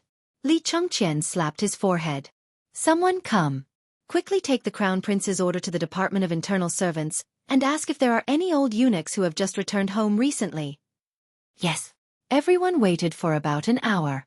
Just as Cheng Chuma was snoring, a little eunuch from the Eastern Palace hurriedly led in an old eunuch with white hair and a beard. The old eunuch's back was arched, and he held a thin book in his arms. "This old servant greets Your Highness the Crown Prince. Rise. This prince asks you, are there any old eunuchs in the Department of Internal Servants that want to return home recently?" Replying to Your Highness the Crown Prince, "There are. In a month, this old servant will return home." Oh. Hearing this, the others couldn't help but be interested. Li Chengqian waved his hand and dismissed everyone. Then he said, "Rise. Yes. This prince asks you, do you still remember the matter of losing your virginity?" The old eunuch's wrinkled face couldn't help but twitch. If anyone else had asked this, he would have fought with his life on the line. In any case, he was already over 70 years old and had lived long enough. But this was the Crown Prince. He didn't dare. To people like him, this was a great humiliation. Moreover, he was asking in front of so many people. The old eunuch hesitated for a long time before saying in a muffled voice, "Replying to Your Highness the Crown Prince, this old servant still remembers." Although this was a great humiliation to him, the Crown Prince had asked, so he didn't dare to hide anything. "Don't worry. This prince also understands your difficulties. Don't worry. When the time comes, this prince will only arrange for a courtyard to live out his old age in peace." The old eunuch was ecstatic.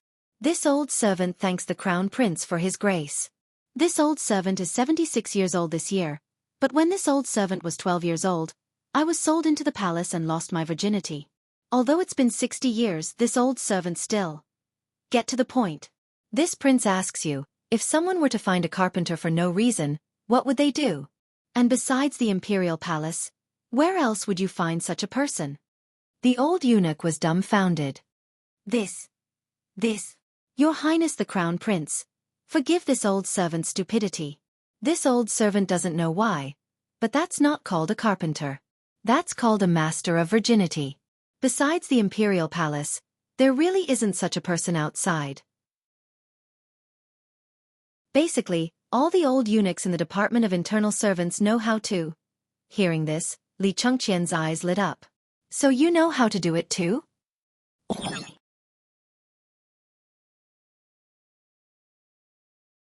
Chapter 550. Dong! The morning bell slowly sounded in the dark depths of the imperial palace. On the streets of Chang'an, the moment the morning bell sounded, 2 lanterns were lit on the doors of each official's mansion. Fast horses and palanquins were already prepared at the gate of the mansion. They were only waiting for the dazed officials in robes to get on the horses or the palanquins before they rushed to the Vermilion Bird Gate. When everyone entered the Vermilion Bird Bridge, there were basically no people in the market on the bridge. Even if there were people, there were only a few new types of barbecue. Basically, they had eaten until they vomited. However, the smell of barbecue still made the officials with empty stomachs buy a bamboo barrel of beer and a few big chicken legs to eat and drink as they walked. When they reached the gate of the political announcement hall, their stomachs were round. When they entered the political announcement hall, the officials were all shocked by Li Shimin, who was sitting on the dragon throne. Seeing that Li Shimin was in a daze, everyone closed their mouths tightly, lowered their heads, and stood in their positions to wait. Everyone knew that the emperor could be like this. It was all because of the locust disaster. Although the emperor used a strange technique to control the locust disaster was stopped. However, the food was really gone. If it wasn't for the shopkeeper of the small tavern in Tong Hui Fong. That's right. Zhang Feng. Moreover, this name was like thunder to the ears of all the officials. Not to mention that he personally received the emperor's imperial edict, he was also bestowed the title of Viscount. The school he opened was also of the same level as the Imperial College. What was this? Everyone didn't understand. They couldn't understand the meaning behind it. But they knew that this person was highly regarded by the emperor. After all the officials had arrived, Xiao Gizi said something in Li Shimin's ear and shouted at the top of his voice. Morning court! Kneel down! Long live the emperor! Give him a seat! Li Shimin waved his hand. Today, I don't want to hear any memorials about where to ask for grain. What I want to hear is which disaster victims have been treated, which disaster has been solved, or whether the grain from Hunan province has been delivered. As for other matters, I won't discuss them today. Li Shimin decisively interrupted everyone's thoughts. However, even though they said so, it was obvious from the constipated look on their faces that they had already thought of a countermeasure for today's morning court session. However, Li Shimin did not give them the chance. I've learned that the grain from Hunan province will arrive in Chang'an in half a month. Minister of Agriculture, tell me, can the grain in the Chang'an local treasury last for half a month? This, Your Majesty, the total population of Chang'an and its surrounding areas, plus the refugees who have flocked here in recent days, is less than 100,000, but it's not far from that. However, there are only 70,000 dawn of grain in the Chang'an local treasury. What's more, the price of grain has skyrocketed every day in recent days, which has caused panic among the people in Chang'an. Therefore, I feel that these 70,000 stones can only last for less than 10 days. 10 days. Although Li Shimin knew it, he could not help but feel his heart sink when he heard it again. However, on second thought, if he gave out porridge in the same way as Zhang Feng did, if everyone could control their diet every day, would it last for 15 days? After thinking for a while, Li Shimin could not help but shake his head. It sounded simple, but when he really thought about it, it was absolutely impossible. How much time would it take to gather all the people in the city? Moreover, if he did so, wouldn't it be tantamount to announcing the grain shortage in the world? Therefore, Li Shimin sighed and said, because of this, the Empress has reduced all the expenses in the palace to the minimum. Even I eat porridge every day, just to get through the grain shortage as soon as possible.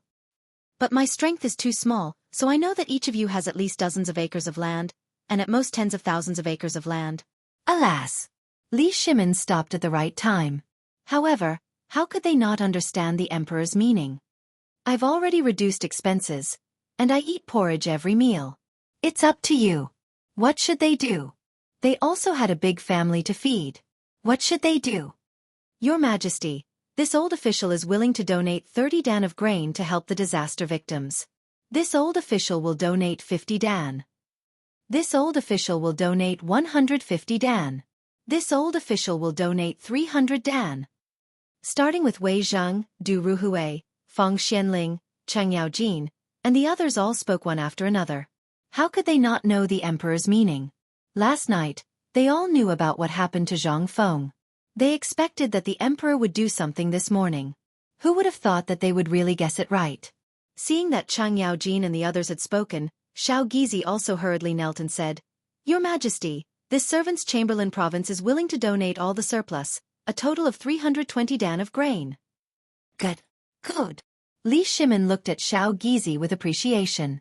He glanced at the officials. There was no need to say what he meant. Even the eunuch could donate so much. What about you? How could the officials sit still after hearing Xiao Gizi's words? They were so embarrassed that they panicked.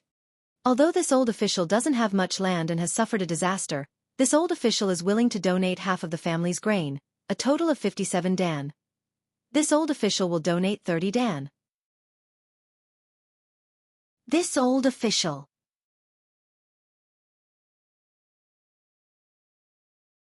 Chapter 551. This was all part of Li Shimin's plan. To be precise, he had long wanted to deal with these people. These guys had so many properties in their families. He did not believe that they only had so little food. Except for Zhang's son and the others who had taken out some of their family's food, the rest only had a few dozen don. Li Shimin was not confused. Before doing this, he had already asked Fang Xianling to carefully check the land situation of each official's family. Therefore, in his heart, these people had long been clear about them. Li Shimin frowned slightly. The officials in the hall who had not spoken yet could not help but feel something. Although my family has 300 mu of fertile land, before the locust plague, the women in my family sold almost everything that could be sold in order to free up space. Therefore, I only have 300 don of food left. I am willing to donate 200 don to help the people of Chang'an tide over this crisis. At this moment, a fifth-grade official in a green court robe said respectfully. This person was Minister Zhou of the Honglu Temple. Li Shimin could not help but nod. Good, you are very good. If everyone was like you, would the Tang dynasty be in trouble? Minister Zhou could not help but be overjoyed when he heard this. This is what I should do. Hearing Minister Zhou of the Honglu Temple say so, the person who had said a few dozen don could not help but blush. He could not help but curse Minister Zhou in his heart. However, after seeing Minister Zhou's situation, the people behind him could not help but feel a fire in their hearts. At this moment, this group of old foxes could not help but feel a fire in their hearts again. This was an excellent opportunity to climb up the ranks. How could they let it go? Someone had tested the water for them. No matter what they did, they could not donate less than this small Minister Zhou of the Honglu Temple. Could they? To put it bluntly, that little amount of food was nothing to them. If they donated too much and won the emperor's favor, they would be promoted, and then, wouldn't they get everything back? At this thought, all the officials could not sit still. I am willing to donate 170 don. I am willing to donate 192 don. 200 don. I bid 300 sure. When this voice rang out, everyone was in an uproar. Even Li Shimin raised his eyebrows. It was the Minister of Rights, Li Xiaogong. When he saw the playful look on Li Shimin's face, he couldn't help but say, this old minister was wrong. It's 500 stones. Commandery Prince Hajian is indeed a member of the royal family. I am very pleased that you have such courage. Very good, very good. It is the blessing of the Tang dynasty to have you. What's there to worry about? 500 stones. There was no lack of Li clan relatives in the imperial court.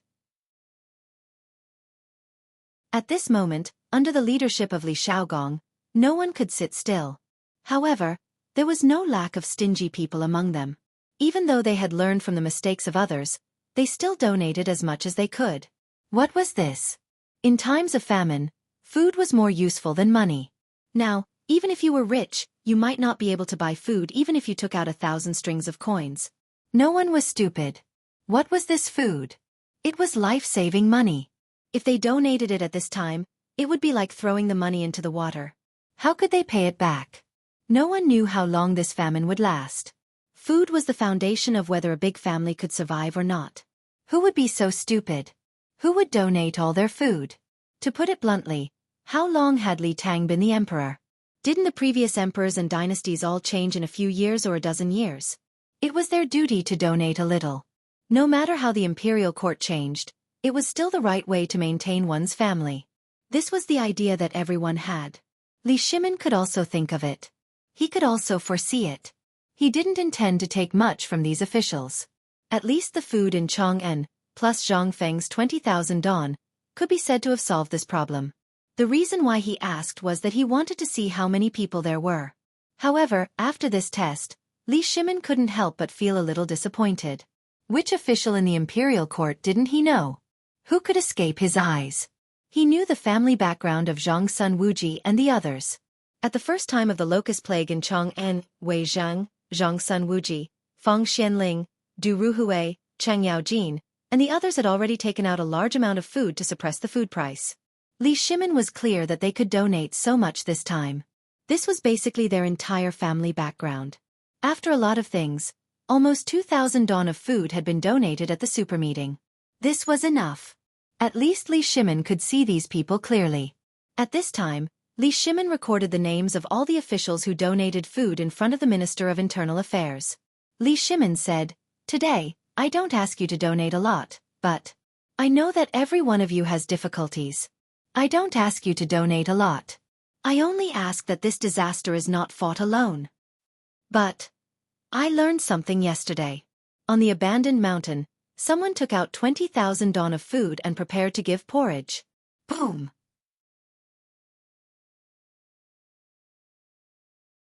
Chapter 552.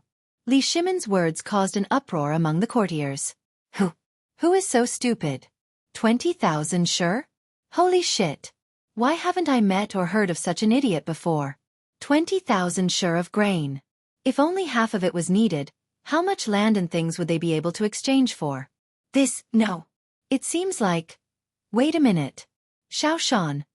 Why does this name sound so familiar? I remember now. Isn't this the White Deer College? And the one that the emperor gave the decree?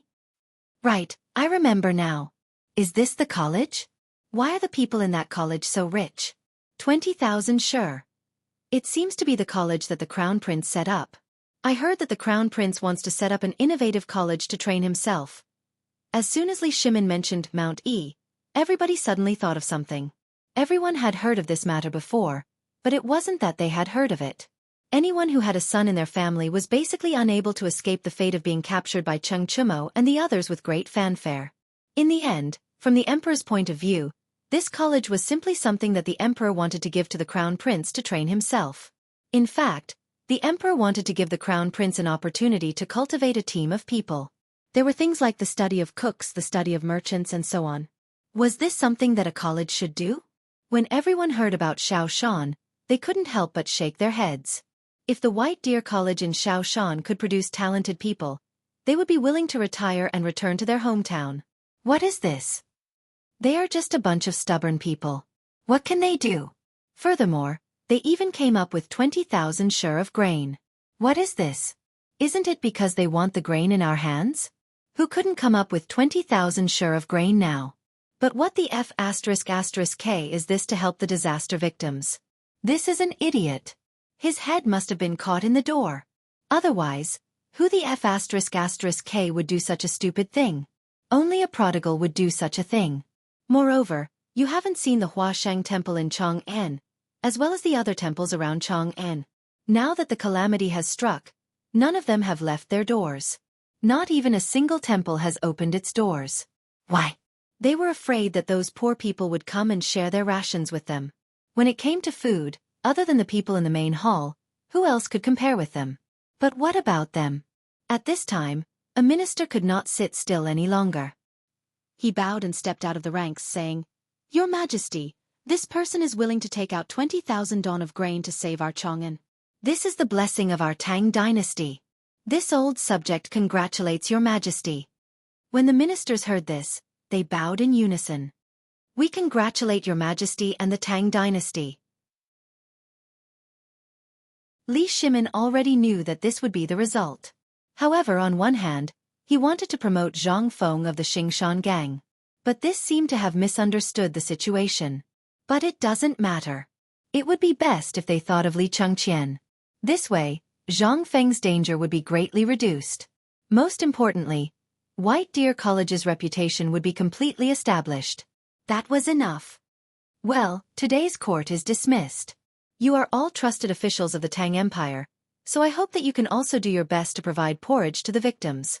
Tomorrow, the Chang'an local treasury will open the gate of the Chang'an local treasury and then suppress the food price to provide relief to the victims. Li Shimon waved his hand and stood up. Little Gizi hurriedly shouted, "Court is dismissed." Seeing this, the ministers also hurriedly stood up and shouted, "Farewell, your Majesty." As soon as he left the political announcement hall, Li Shimon sat down in the pavilion in the middle of the lake. On the one hand, it was cool here. The imperial study was as hot as a steamer. Although it was in the morning and the sun had not yet shone on the earth, the dull smell was still nauseating.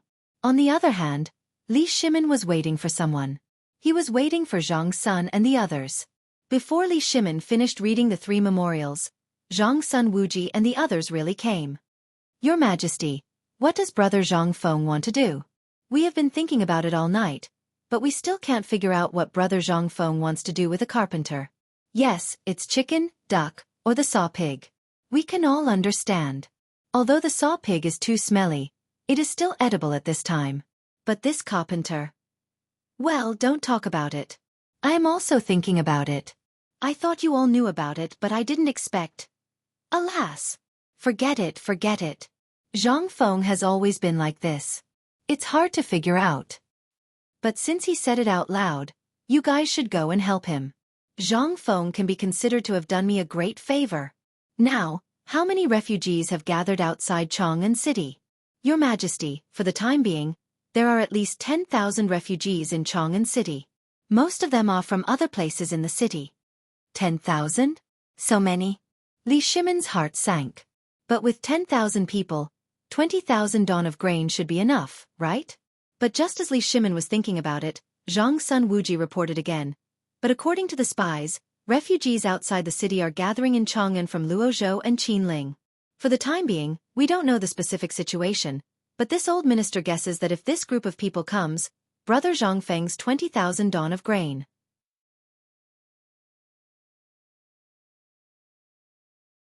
Chapter 553. In fact, Zhang Sun Wuji was right.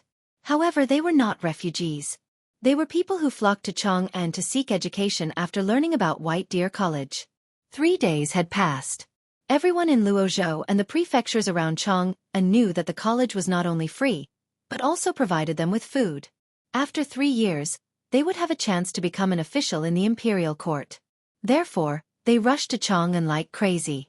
Among them, there were people who really wanted to seek education. There were also people who wanted to make a living. Most of them wanted to find a way to survive. A plague of locusts meant death.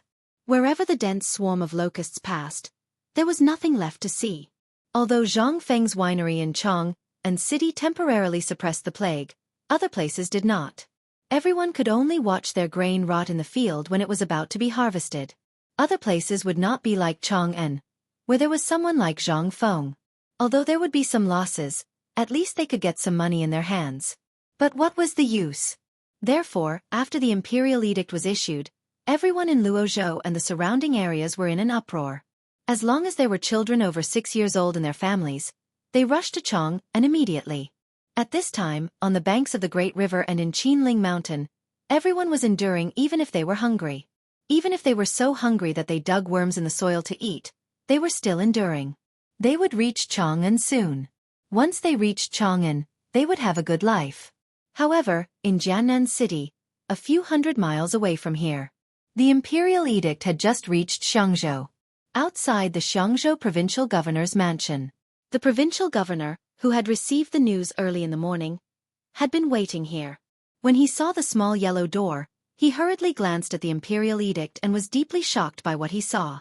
He hurriedly ordered someone to post it on the bulletin board outside the provincial governor's mansion. Then, he ordered the yamen runners to carry gongs and roar through the streets. At this time, it was undoubtedly a disaster for the people of Xiangzhou. In the eyes of all the people, there was nothing else that they cared about except eating. With all their strength, they could only support themselves to buy a little rice at the entrance of the treasury or the grain store.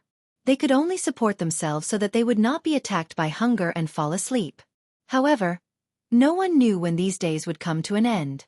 Bang! Bang bang! As the gong sounded, the people numbly raised their heavy eyelids and glanced at the bailiffs. Then they curled up in the shade and dozed off again. Folks, don't sleep anymore. Good news, this is great news. His Majesty knows about our hardships. Now, he has set up a school in Chang'an City to teach the poor children how to read and write. At that time, you can even enter the imperial court and become an official. However, the only response they received was this indifferent indifference. However, the bailiffs did not give up. He shouted again at the top of his voice. Fellow villagers, that school doesn't require money. As long as you want to go, not only is it free, as long as you can get in, you will be provided with food. Hearing this, everyone was instantly stunned. Fu Wang, what are you talking about? Is this really free? Why would I lie to you? It's really free. Are you sure? Which school in the world doesn't know that even if you want to find a teacher to teach you how to read and write, you will need to pay 100 strings of money? There are also rules and regulations. How can it be free? And it will provide food? Idiot Wang, you're just trying to make fun of us. Hearing this, the bailiffs became impatient. He pointed at the provincial governor's mansion and said, "If you don't believe me, you can go to the provincial governor's mansion and have a look. How can it be fake?" Hearing this, all the people were tempted. But at this time, Fool Wang added again, "But there are conditions. Not everyone can go." Hearing this, the people who tried hard to get up and go to the provincial governor's mansion to have a look sat down again. Fine. He must be kidding us. How can we, the slaves, study this school? But Fool Wang's next words made the people's hearts burn again. "I heard from the provincial governor.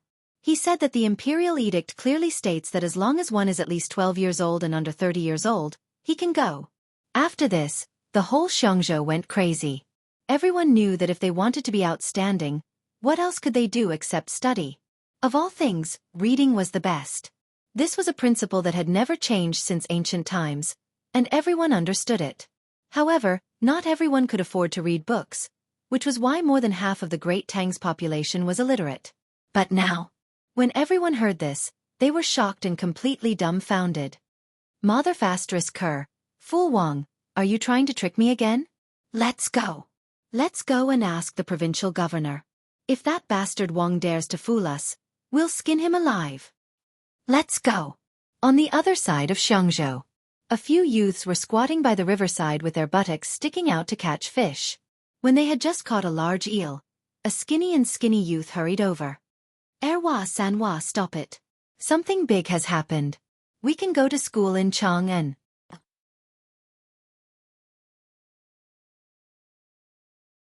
Chapter 554. When the youths heard this, they did not notice that the eel in their hands had slipped away. They had squatted here for half a day and hit the jackpot to get their hands on it. Basically, this thing was their dinner for the four of them.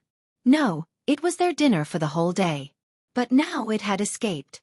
If it had been before, they would not have tolerated it. After all, it was food. But now, among them, Erwa, who was holding on to the loach, was a teenager with a slightly fairer complexion. Ignoring the greasy stains left behind by the eel's struggle, he asked, "Red skin, what the hell did you say?" Erwa's surname was Chen, and his name was Chen Jiari. His ancestors had said that he was from a rich family that had inherited the Chen dynasty. But because of Emperor Yang of Sui's large-scale attack, his family had also suffered a disaster. The whole family had a few hundred people. In the end, they had fled to Xiongzhou, but there were not many left. They had settled down in Chen family ditch. Although there were not many people left in the family, some of the remaining people were literate. After all, they had once been a rich family. Chen Jiayi had learned to read from his grandmother for a period of time when he was young, so he could basically read.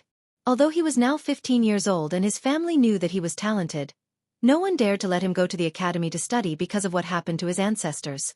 This was all because Chen Jiayi was too smart. They were afraid that they would follow in their ancestors' footsteps.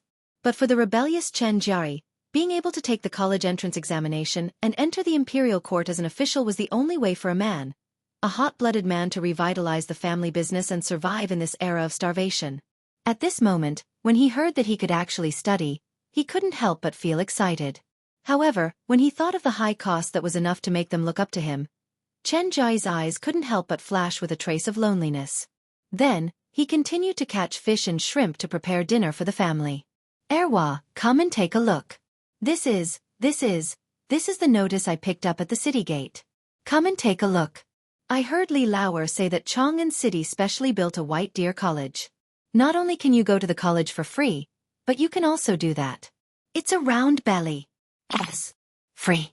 You can fill your stomach?" Chen Jiayi and the rest could not help but stare with wide eyes. "Redskin, are you telling the truth? Hurry up and tell second brother. He's the only one in our village who can read. Let him read." Second brother, take a look.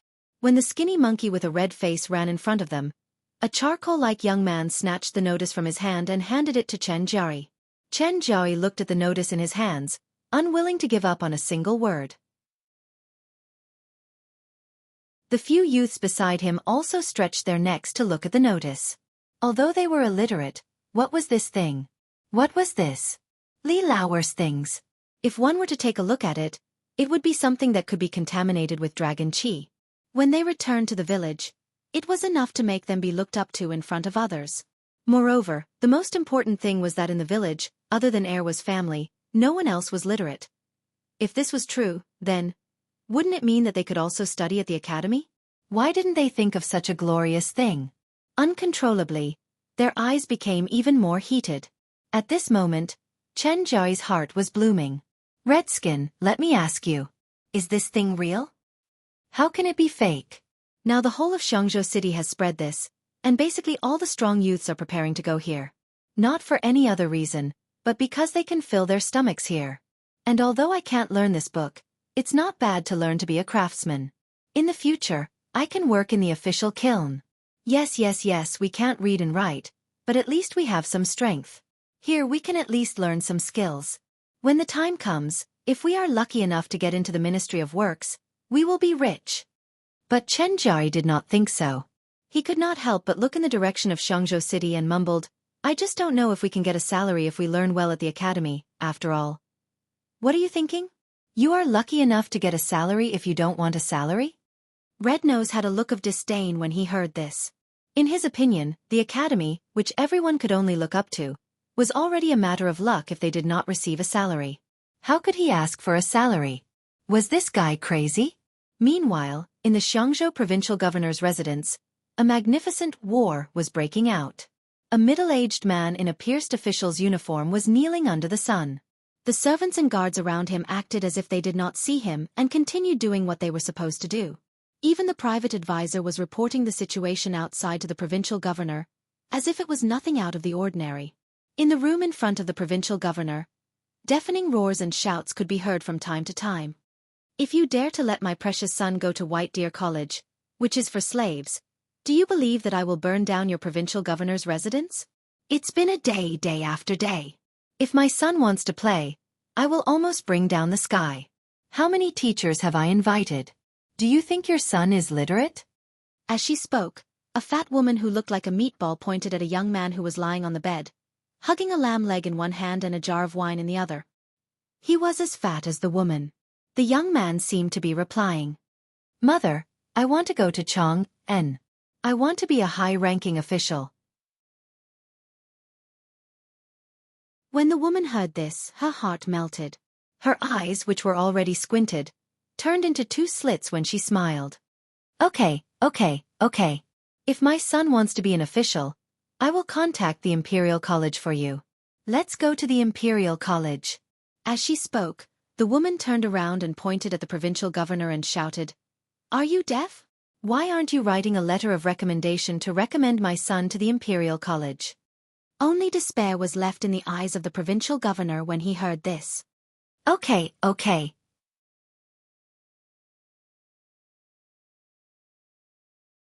Chapter 555. Copies of the Imperial Edict were still being sent out of Chang'an. No. 5 days ago, all the small yellow men had brought the rubbing of the Imperial Edict to the provincial government offices. However, it had been 5 days, and the distant places still had not received the message. However, all the places that had received the Imperial Edict had caused an unprecedented sensation. First, it was that strange academy. What was it trying to do? It was completely different from the academies that everyone knew. Moreover, almost no one had been to this academy before. However, they knew that it was a place to learn things from the sages. The sages hated merchants and agricultural skills the most. In their eyes, this was an insult to the reputation of the academy. However, after seeing the Imperial Edict, they could only suppress the urge to crusade against Zhang Feng. In their opinion, since the emperor had issued the Imperial Edict, and it was not an orthodox academy, they could only turn a blind eye to it. Otherwise, in the past few days, there would have been people going to crusade against Zhang Feng or submit letters of remonstrance to impeach him.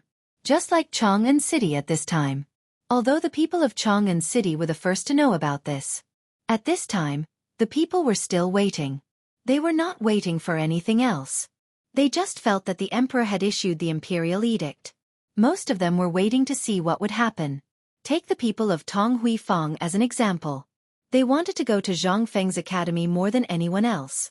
They wanted to study and learn more than anyone else. Now that Fengzi had established such an academy, it was originally a good thing. However, after that day, Everyone felt embarrassed. They felt that if they did so, although Zhang Feng would not say anything, they would feel embarrassed. What was this? They were bullying the familiar. They could not bear this name. Most importantly, in Chang'an City, in addition to these ordinary people, there were also high-ranking officials and nobles.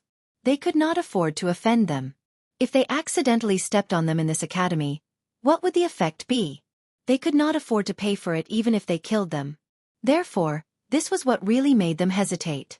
Although this was also the time for their son to escape his fate, compared to their current life, who would be willing to gamble with 3 years? Besides, everyone was starving at this time. They all needed to live by the noses of those rich people. Who would want to provoke them when they had nothing to do? Old he, what's wrong with you? I don't see you working in the winery either. Why are you hiding here? At the riverside of Tong Hui Fong, although the riverside was no longer smelly, it was still a good place for the commoners to enjoy the cool air. At this moment, Old He was squatting alone under a willow tree by the riverside, drinking wine and thinking about something. At this moment, Zhu Zi's father was dragging a large cart full of empty bamboo tubes. When he saw Old He asked in surprise, "What are you doing?" When Old He saw who it was, a hint of a smile flashed across his turbid eyes. "Sigh. It's all because of my son. He kept pestering me to go to Fengzi's academy. But do you think I can go? Fengzi has done us a favor, but we also know what kind of person our son is. He is not cut out for studying. If we send him there, what if he offends those high-ranking officials and nobles? What will happen then?" Zhu Zi's father could not help but be stunned when he heard this. "I really haven't thought about what you said. But now that you mention it, it is really—" Zhu Zi's father could not help but hit the sweat towel wrapped around his head when he heard this. "Our Zhu Zi is not the same. Let's not talk about Guzi. Steamed Bun is also clamoring to go to Chang'an University." When Old He heard this, he could not help but think of his daughter. "I also heard that Zhang Feng's, Miss Jingshu is at Chang'an University. I am going to send my daughter to serve Jingshu. I don't want to be rich or noble. I just want to be able to fill my belly. I am worried about this matter. If I ask Fengzi, it is not a problem, but I can't bring myself to do it." Zhu Zi's father's eyes lit up when he heard this. "Now that you mention it, I also remember that my steamed bun is very popular with Fengzi. If she can serve Jingshu when the time comes, it would have been better if the two of them did not mention it." Now that they said it, their hearts were instantly warmed up.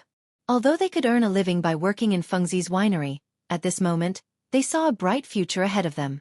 They did not ask for a meteoric rise, but if they could learn a little bit of Jingshu's skills, they could marry into a rich family and be the first wife. Jingshu's reputation was too great. Moreover, wasn't the Crown Prince's teacher also in the academy at this time? If they could enter Chang'an University, they would have the reputation of Jingshu and the Crown Prince. For these poor people, it was something that they could only wish for in 8 lifetimes. Just as the two of them were squatting here and fiddling with something, they saw a few women not far away from Tonghui Lane rushing into the lane. The leading woman was Zhu Zi's mother. She was holding a skinny man and a pinball machine in her arms. She ran over here. Zhu Zi's father, "What are you doing here? Hurry to the pub. Something has happened. Something big has happened. Fengzi is crazy. He wants to destroy the 20,000 dawn of grain."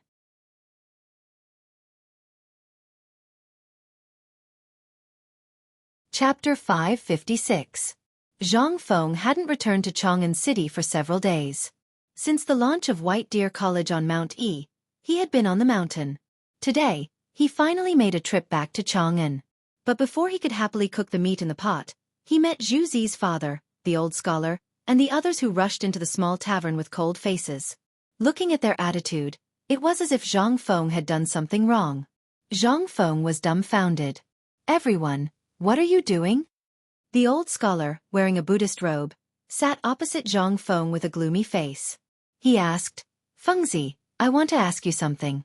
You must answer me truthfully." It was the first time the old scholar had been so serious. Zhang Feng's heart trembled.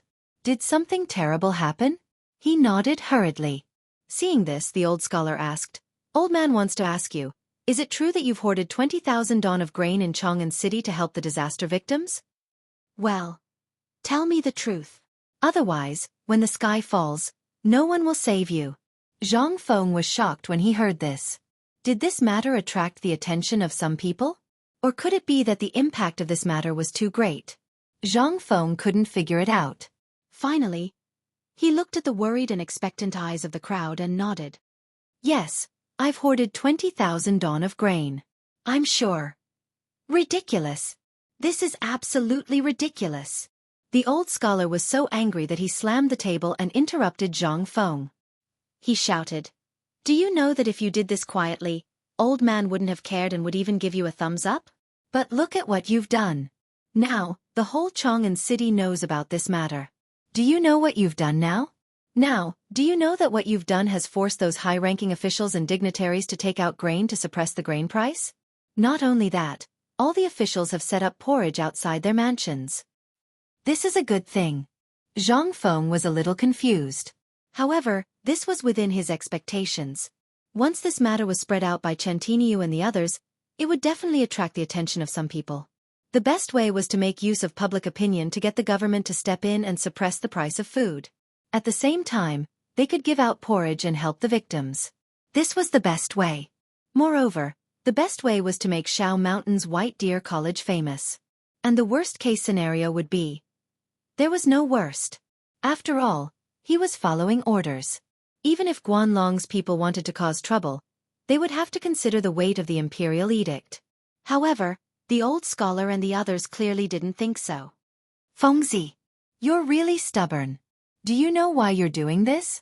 It's like snatching food from the mouths of these officials.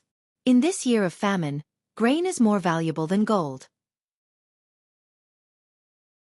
You know, although the price of grain has been suppressed, the shortage is a common phenomenon. No one wants to give away their grain for no reason, especially those rich officials and dignitaries. Needless to say, that's even more so. Do you know that you're making an enemy of all the officials of the Tang dynasty? I heard that yesterday morning, His Majesty made an announcement in court. He said that he wants every official to learn from White Deer Academy.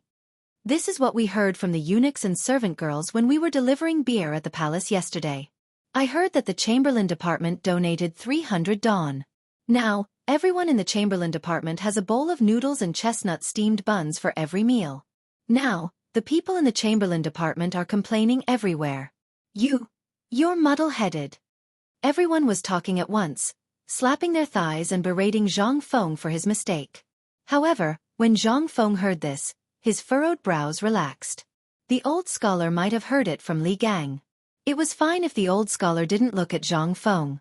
Now that he looked at him and saw that Zhang Feng was no longer worried, he couldn't help but slap the table and berate. Look at what you've done. Now, not only Chang'an City, but all the other prefectures are imitating you. Even the emperor has issued an edict. Think about it, how many people have you offended? When the time comes, don't talk about entering the court as an official. I think you'll have to sleep with one eye open. Otherwise, I don't know where this shit came from, but it'll be all over your face. Old scholar, you don't have to worry about this. I know what I'm doing. Zhang Feng cupped his hands in front of his chest and stood up. He said, "Dear neighbors, in fact, I'm not giving away the food as you think. I'm giving it away for free. This time, I came down the mountain to tell you in advance that we're all neighbors. To put it bluntly, Fengzi has always been indebted to all of you. Now that there are benefits, I'll definitely think of you first. Therefore, I've decided to give away the food. Doesn't my White Deer College have 50,000 mu of land?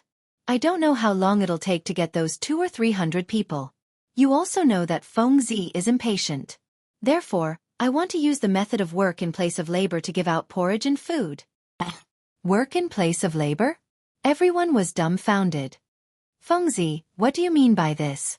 What do you mean by work in place of labor? What do you mean by giving out food?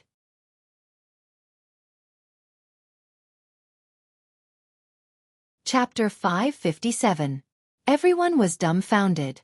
Even Li Chengqian and Du Go, who had arrived a long time ago but were blocked by the crowd, were dumbfounded.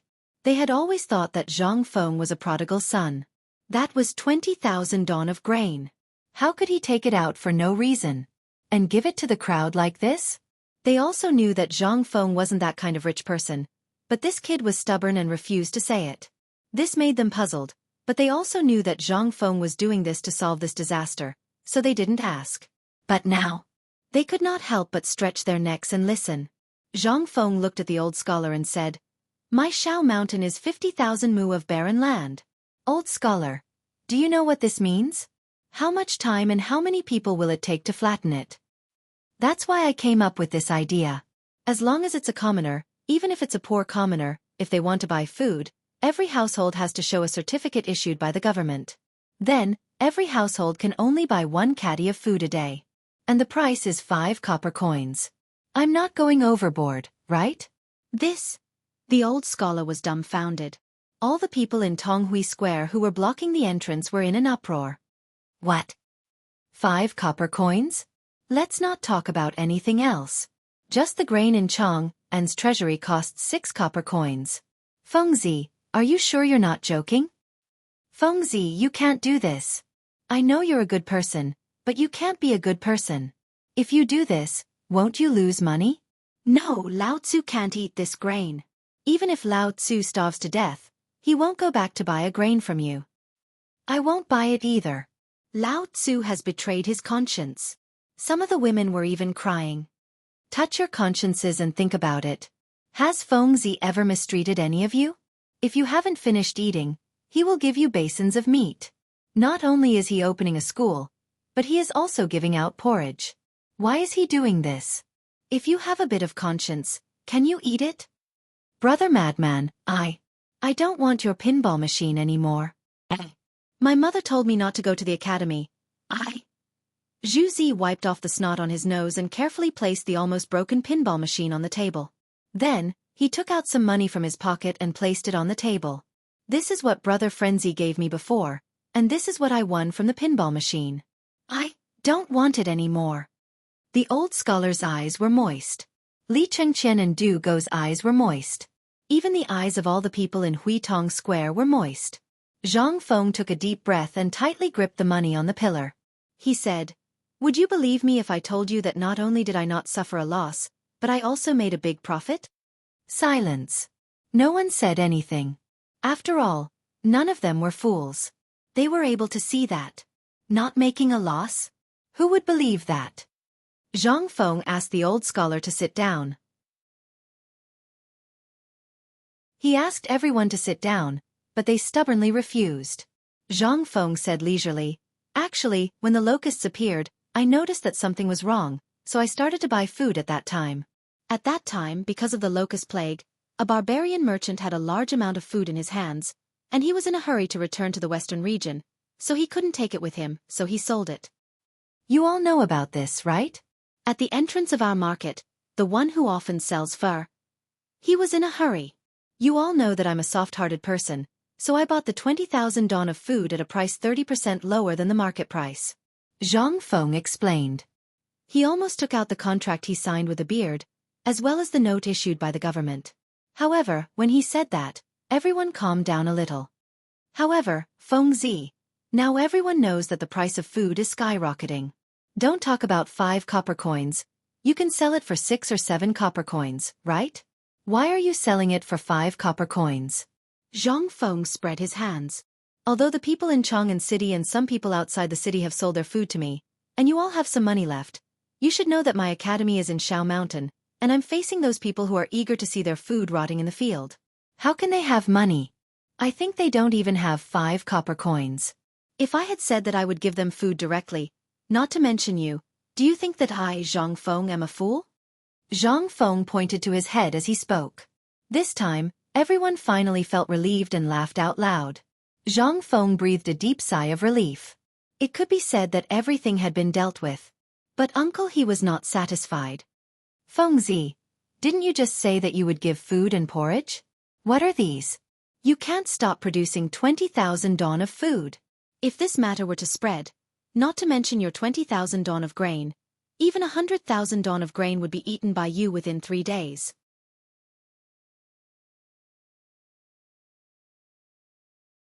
Chapter 558. This problem is very easy to solve. Zhang Feng decided to open up as well. Didn't I just say that my academy has 50,000 mu of land? How long will it take to reclaim the land? I can't wait that long. So, if we sell the grain, those who have money will buy it. What about those who don't? Don't worry, I have a lot of work waiting for people to do. Wow! Everyone was shocked. Even the old scholar couldn't help but frown. Fengzi, is this what you mean by work in lieu of work? If that was the case, then it would be easy to handle. There were many stubborn students in Chang'an University. He only heard about it from those guys by chance. Finally, he asked Li Gang and Jingshu about it, and then hurried over to ask Zhang Feng what was going on. But he didn't expect that after all the fuss, it turned out to be this. At that moment, Li Chengqian and Du Go finally squeezed into the little tavern. Only then did they finally ask, Fengzi, could it be that you want these people to work for you, and then you want to convert the food into food for them? Zhang Feng saw the two of them and asked, have you found a carpenter? Not yet. But first, tell me if it's the same as what I said. Li Chengqian's mind was full of ideas. Zhang Feng pointed at the wine cabinet. Li Chengqian was very tactful. He quickly ran over and fetched a few jugs of wine. Without greeting the people at the door, he poured a bowl of wine for the four of them. Only then did he look at Zhang Feng with a strange expression.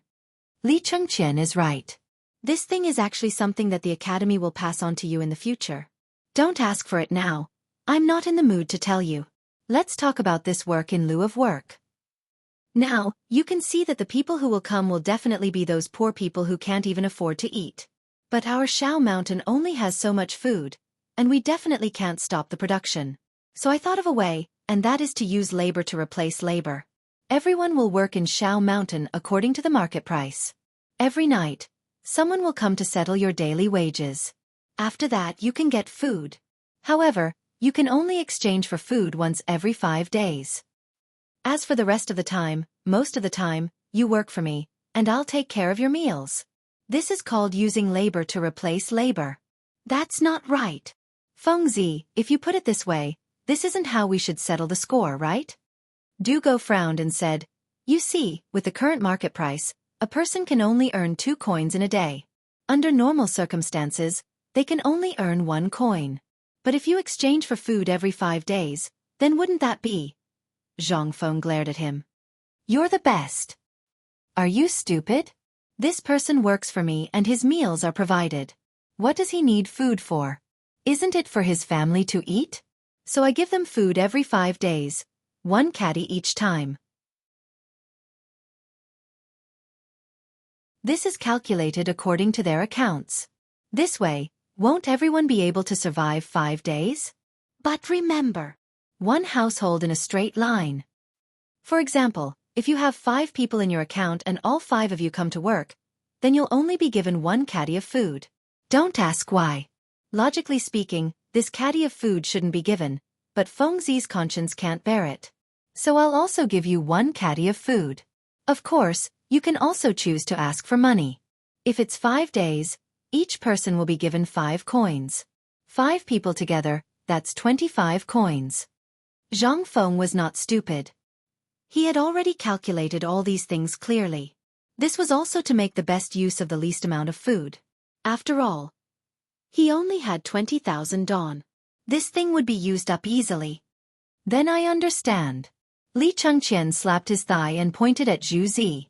His sister said excitedly, now that you've said it, I understand. He's also a labor?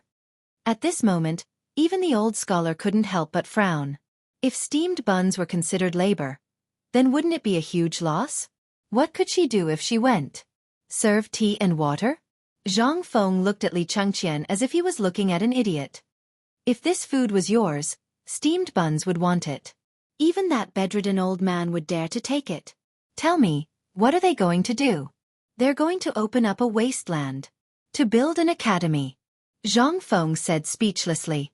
But when he saw that everyone's expression was a little strange, he couldn't help but add, well, that doesn't mean they can't go. They'll definitely go. It's just that they'll be given 2 bowls of porridge every day. 1 in the morning and 1 in the evening. They don't have to work. When everyone heard this, they finally understood the procedure of work in lieu of labor in their minds. So this was what work in lieu of labor was all about? Was this also something that Zhang Feng would teach in the academy in the future? Zhu Zi's father and old he couldn't help but change the way they looked at Zhu Zi. If this was true, then didn't it mean that Zhu Zi could really go to the academy? But this still wouldn't do.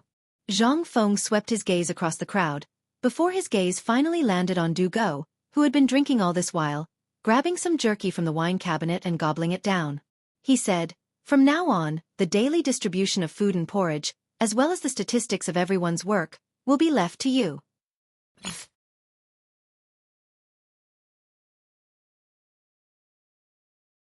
Chapter 559. What did you say? Du Go was dumbfounded. This time he was stunned. Ever since he entered the door, he only said one sentence. Then, when he smelled the fragrance of the wine, his gluttony was already aroused. How could he care about anything else? Did this kid think that he ate too much? Drank too much? That's not right. He didn't look like that after drinking so much wine. Fengzi, you're wrong. There are so many people. You can't let me go. No, this won't do. There are so many people. Du Go was anxious. Li Chengqian crossed his arms and looked at Du Go as if he was watching a joke. Du Go was so angry that he directly grabbed Li Chengqian and said, "Fengzi can go. I definitely can't do it alone. What are you doing? What are you doing?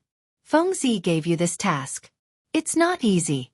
Look at Tainyo and the other two. They're still moving stones. You just need to sit there and everything will be solved. Aren't you satisfied?"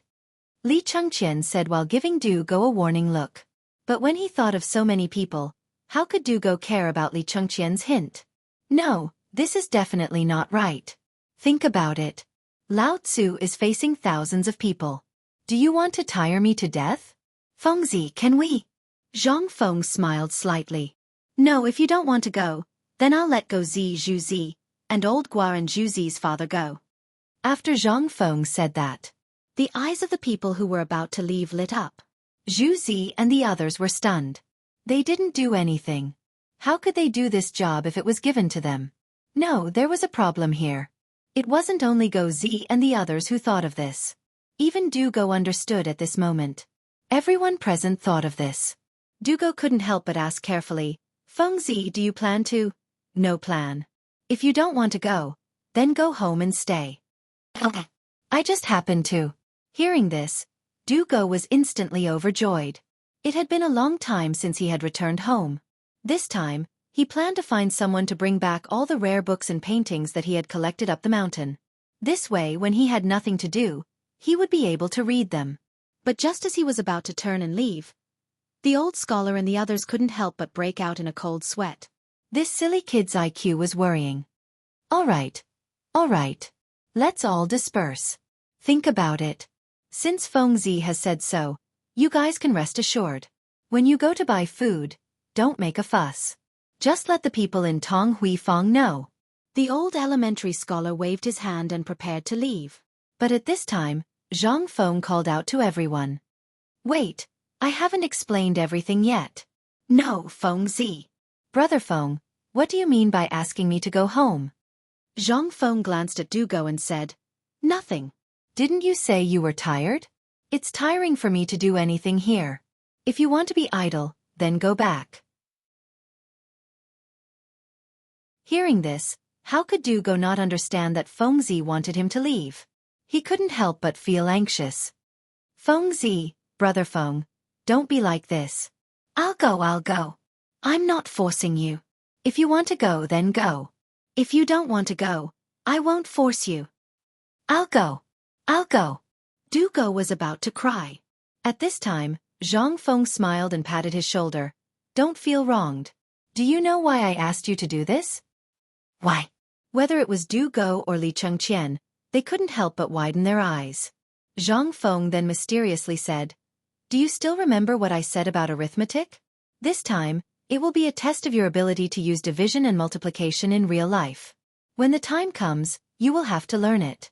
Moreover, if you can perfectly handle this matter for me, then I will give you an extra 10 points. Really? Hearing this, Du Go's eyes burned with passion as he looked at Zhang Feng. He already knew about the credits when he was in Chang'an University. The assessment was held every half a year. The full score of 10 points would be accumulated at the end of a year. If the total score of 3 years was less than 50 points, then congratulations, you would have to stay in jail for a year. However, Zhang Feng didn't mention when he would add these 10 points. If it was accumulated until graduation, Li Chengqian couldn't help but feel regret. He wanted to slap himself in the face. F***ck, why didn't I think of that? How could I let him take advantage of such a good thing? However, you won't be able to handle it alone. How about this, I will give you a task. Zhang Feng pointed at Guzi, Zhuzi's father, and old He. You have seen how close I am with these 4 people. This is an old neighborhood. Guzi and Zhuzi are brothers like us. Before this disaster is over, teach old He and Zhuzi's father what you learned about arithmetic and simple reading. I won't force you to learn as much as you can. How about it? Dugo heard this. He almost spat out a mouthful of blood. How about it? Mother ****, you ask me how I am? F***ck.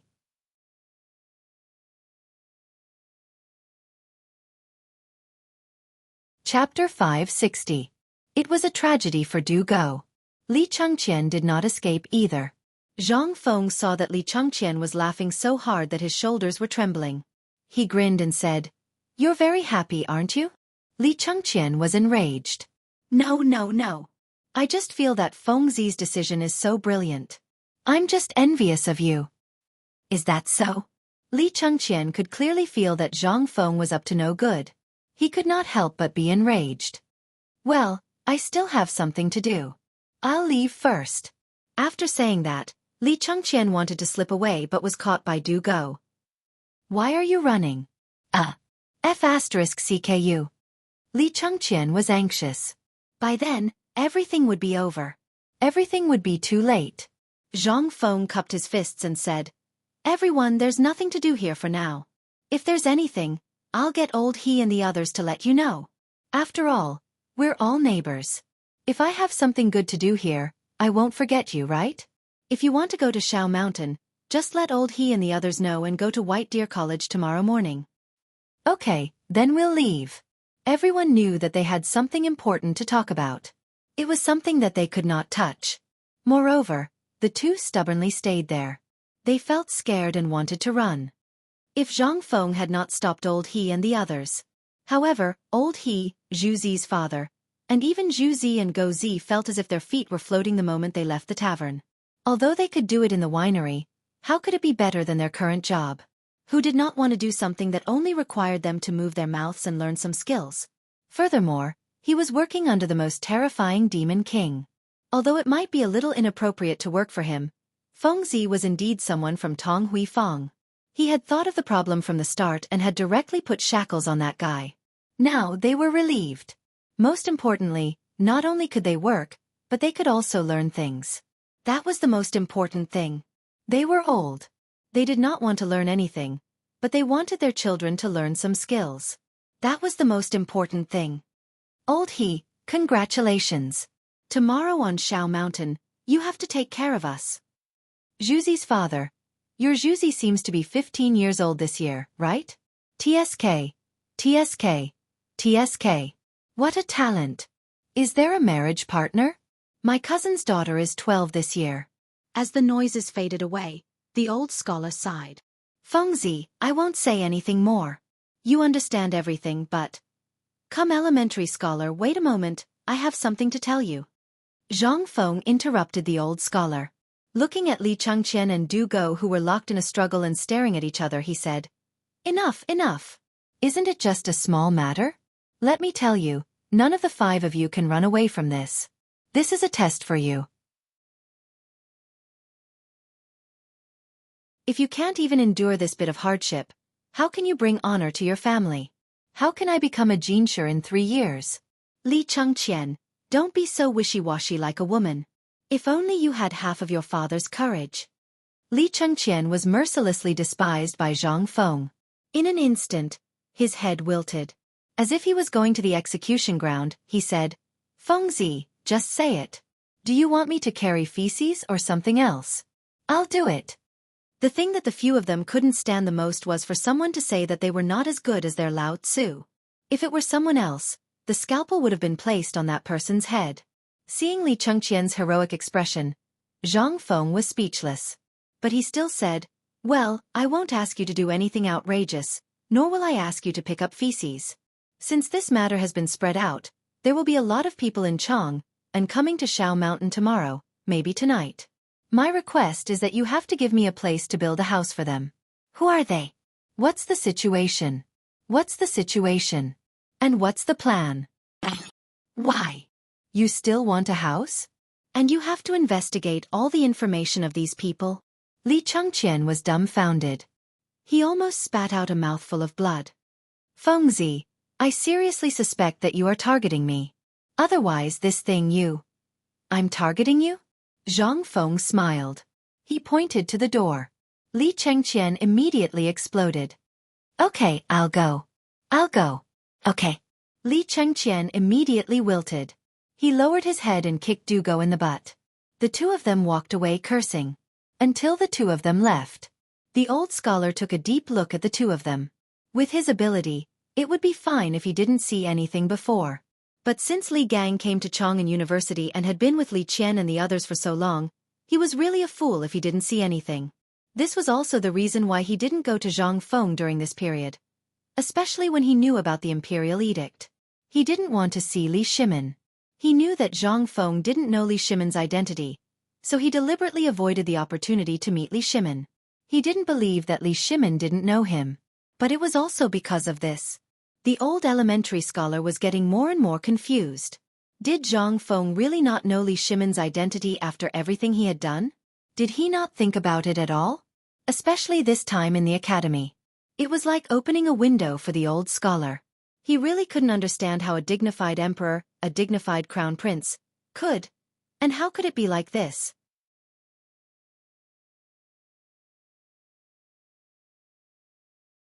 Chapter 561. The grass used to smoke locusts was popularized in the Tang dynasty to suppress the plague of locusts. There was also the angry white salt.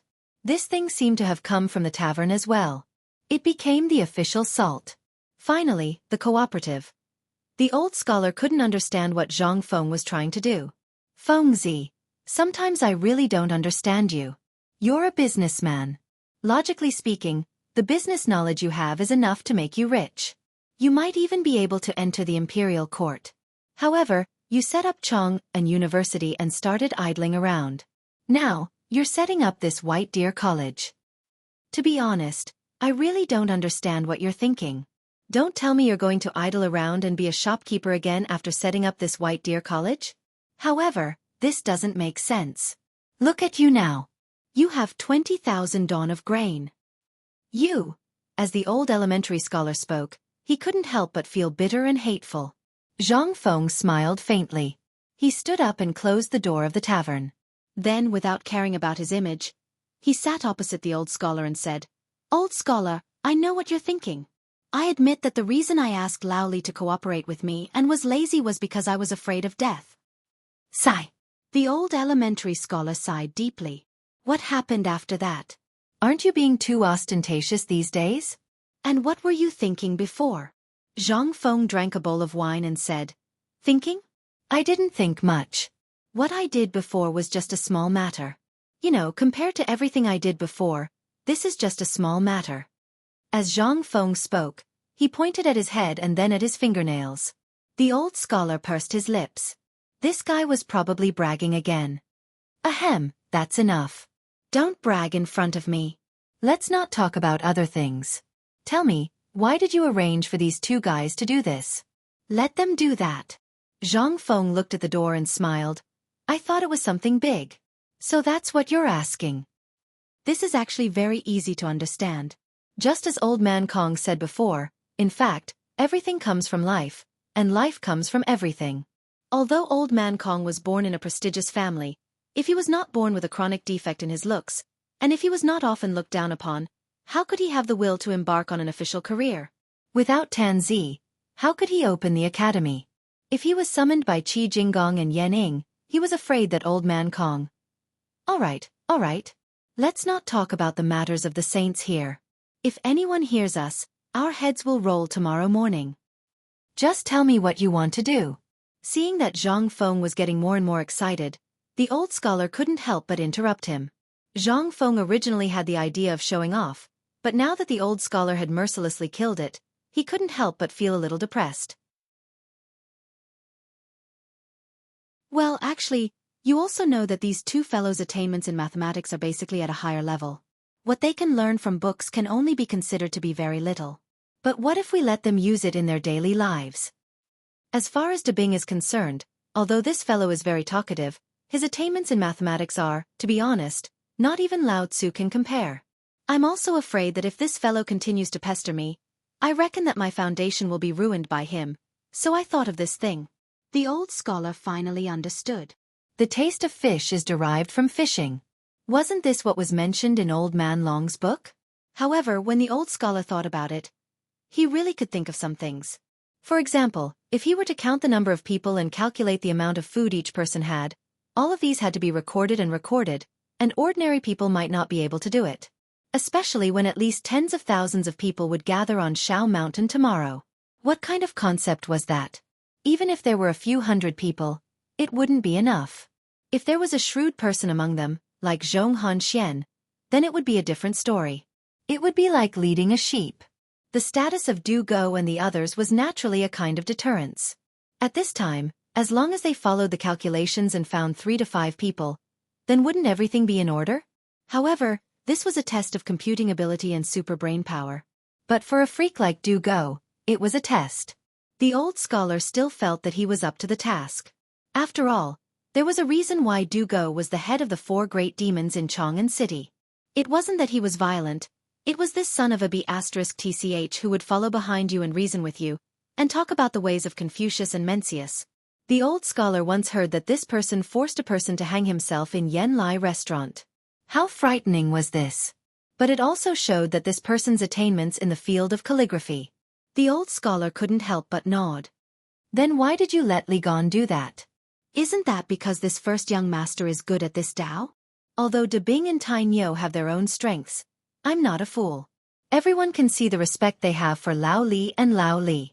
Moreover, at home, Lao Li and his son are the bosses of their businesses. What if I send Debing now? Or someone else? Do you think it's suitable? Moreover, this son of AB***tch dabbles in all kinds of things. I don't know what he's good at. Sending him to do this is actually to make things difficult for him.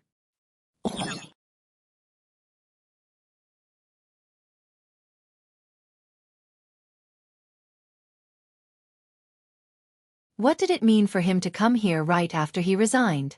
Finally, all the mysteries in the old scholar's heart were solved. However, he was even more confused about what Zhang Feng was going to do in the future. He couldn't help but sigh, get up dizzily, and prepare to leave. Old scholar, don't go yet. I have something to tell you. The smile on Zhang Feng's face vanished as he pressed the old elementary scholar down on the stool and said, I want you to organize a set of teaching materials that I have great use for. Come to White Deer Institute 3 months later. The old scholar couldn't help but laugh when he heard this. What's wrong with you today? Why do I feel that the fearless you can be so serious? I've been living in Chang'an University quite well. Although the students here are naughty and mischievous, they are all under the control of Li Gan and the others. Why do you want to go to Shao Mountain? Zhang Feng shook his head. Chang'an University is just a small place. That academy was actually set up by Lao Li. However, when I saw the disaster victims wailing in the sky, I couldn't help but feel a little emotional. What are books for? They are for the benefit of the people. Now, in the entire Tang dynasty, these books are basically only for the rich. If you want a country to be strong, you have to make the people strong. Everyone has a deep-rooted thought, and that is, of all things only books are of the highest quality. But which books can those who want to get rid of slavery afford to read? So, when I opened the winery, I sat by the roadside and pondered for an entire afternoon. Only then did I understand that the Chang'an University will continue to exist, but it will only be for those who only want to study, to the point of death. As for the White Deer Institute, that is where I will truly nurture geniuses. Old elementary scholar. How about it? Do you want to join me in nurturing geniuses? This will make your reputation. Hee, forget it, forget it. The old scholar waved his hand. Although he really wanted to, he also knew what this place meant in the future. Once he attracted the attention of others, if they dug up old scores, he would be dead meat. Although Li Shimin had turned a blind eye to it, the old scholar felt that this was all because of Zhang Feng. This guy even dared to kill his own brother. What wouldn't he do? What did it mean to be able to make White Deer College bigger than the Imperial College? It meant Li Shimin's ambition. He didn't want to be in Li Shimin's line of sight. If he was seen by someone with ulterior motives, then Zhang Feng would be in danger. Fengzi, I know that you have good intentions, but I still want to live for a few more years. Otherwise, do you think I will be able to take the provocation when you come up with something? I don't want to be scared to death by you. Seeing that the old scholar didn't agree, Zhang Feng became gloomy. The old scholar didn't say anything. He just patted him on the shoulder. An eagle needs to climb high and see far. An old man should stay where he needs to be. Now I feel that Chang'an Academy needs me, and I can't accept your new toys. Of course, other than food and wine, if you really care about me, then use your monthly salary to exchange for some wine. Let's compete and see which of us will become the grand scholar in the imperial examinations in 3 years.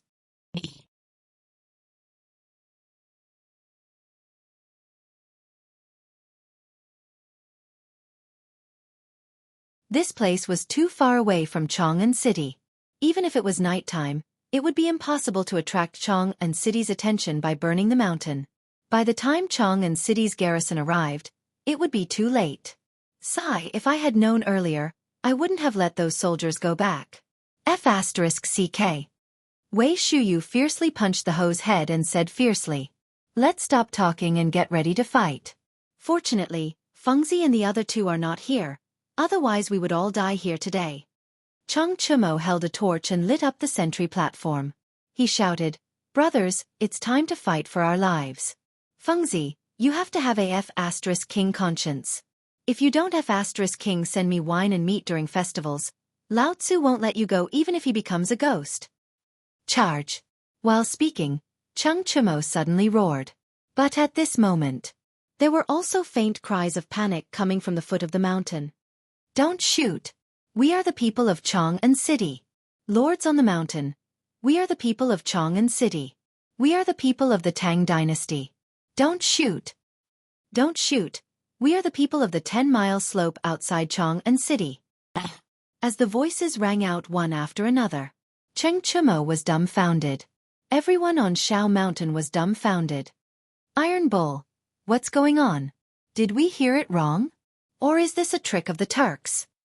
"No, Iron Bull. Don't rush. Calm down. We are the people." Cheng Chumo was completely dumbfounded. "What do you mean? What do you mean by that? Isn't this a trick of the Turks? But what the F***ck is going on?" Cheng Chumo was dumbfounded. But he also knew that even if it was the Turks, hundreds of them were no match for them. But it was impossible for the Turks to speak fluent Guanzhong language. Cheng Chumo had no choice but to gather his courage. He held a torch and rushed down the mountain with Wei Shuyu and Zhang Sun. They wanted to see whether this was a trick of the Turks or they were really the people. But when their torches came close to the face of the fastest runner, even Wei Shuyu couldn't help but spit out vulgarities. F***ck. Isn't this the F***king guy from the west of the city? What the F***ck are you doing here in the middle of the night? Are you summoning spirits? However, when the person he recognized saw that it was Wei Shuyu, a smile appeared on his dark face. "I was wondering who it was. So it's young Master Wei. Why are you here? Are you also here to buy food?"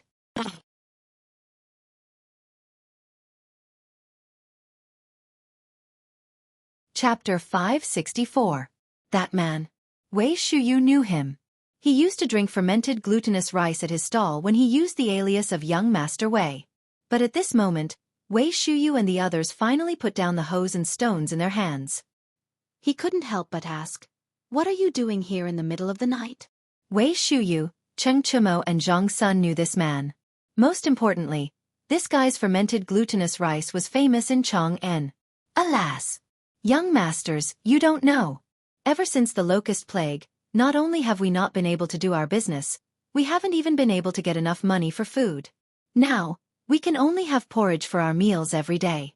Chung Chumo looked at the densely packed heads in front of him and felt his scalp go numb. Are these the people of Chang'an?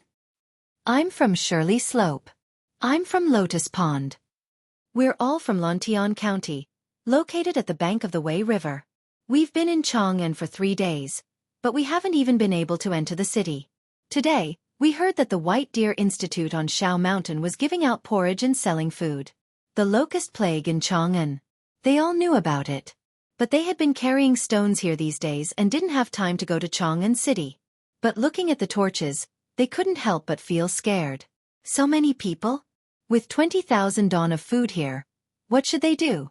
Damn Feng Zi, why did he run away with Li Chengqian and the others at this time?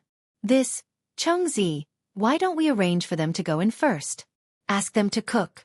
Otherwise, if they all stay here and attract the city defense army, we'll lose more than 10 don of food. Wei Shuyu pulled Zhang Sun Chong, Cheng Chumo and the other two to a corner to discuss. Regarding this thing, they had a headache. If it was a robbery, they would not be afraid. They would just take turns to beat it. But how could they beat it? They couldn't fight. They were in a dilemma. No, we have to ask someone to invite Feng Zi. Otherwise, no one can get involved. We're not good enough. In the end, Chung Chumo could only speak the truth after holding it in for a long time. Zhang Sun Chong looked at the gate of the mountain and then looked at the others. He gritted his teeth and said, "Okay, you keep an eye on Chuemo here. Shu Yu and I will ride fast to Chang'an. On the one hand, we will call Feng Zi and the others. On the other hand, we will go to the palace. Okay. You too, don't run away. Otherwise when I see you, I'll smash your heads." While they were talking, Wei Shuyu and Zhang Sun borrowed 2 horses from Gon Ziyuan and rode down the mountain. Gon Ziyuan was also dumbfounded. He looked at the person at the door and then at Chung Chumo. But in response to him was a roar Cheng. "What are you looking at? Why don't you King arrange for these people to come in and cook? You're still waiting for me to do all this work." Hey. Okay. Gon Ziyuan knew his place. Now that Master Chung had spoken, he didn't dare to act rashly. If he said he would beat someone up, he would beat them to death. Moreover, how could he not know Cheng Chumo's true identity? He hurriedly ran over and ordered the people at the foot of the mountain to enter the construction site in an orderly manner. White Deer College was currently filled with wood and stone. Not far away, there was even a lime kiln that was still burning. The torches were still burning. Who would dare to do that? Although Gon Ziyuan didn't know what was in Cheng Chumo's house, he understood from the fact that Cheng Chumo and the other 2 were guarding it personally and from what those people had said. Those were all life-saving food. Although these people's lives were none of his business, this was the time to show his face. He would have to rely on these people to make a living in Chang'an City in the future. "You, hurry up and get your wife and the others to cook." "Hey, old son, don't have King go near that house in the dark. Do you know what's in that house? Let me say this first. You can go anywhere except this house. No one is allowed to come within 10 feet of it. If anyone dares to come close, you won't even know how you died. Do you understand? And the rest of you, don't just stand there. Lao Tzu knows that you used to work as chefs in Chang'an City. Get over here and cook."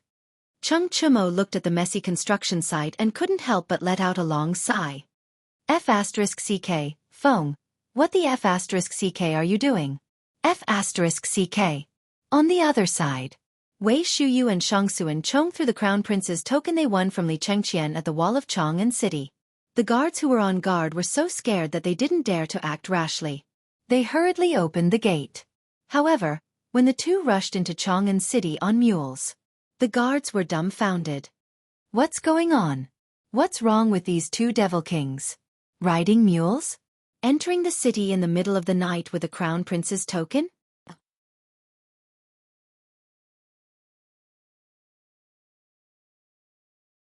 Chapter 565.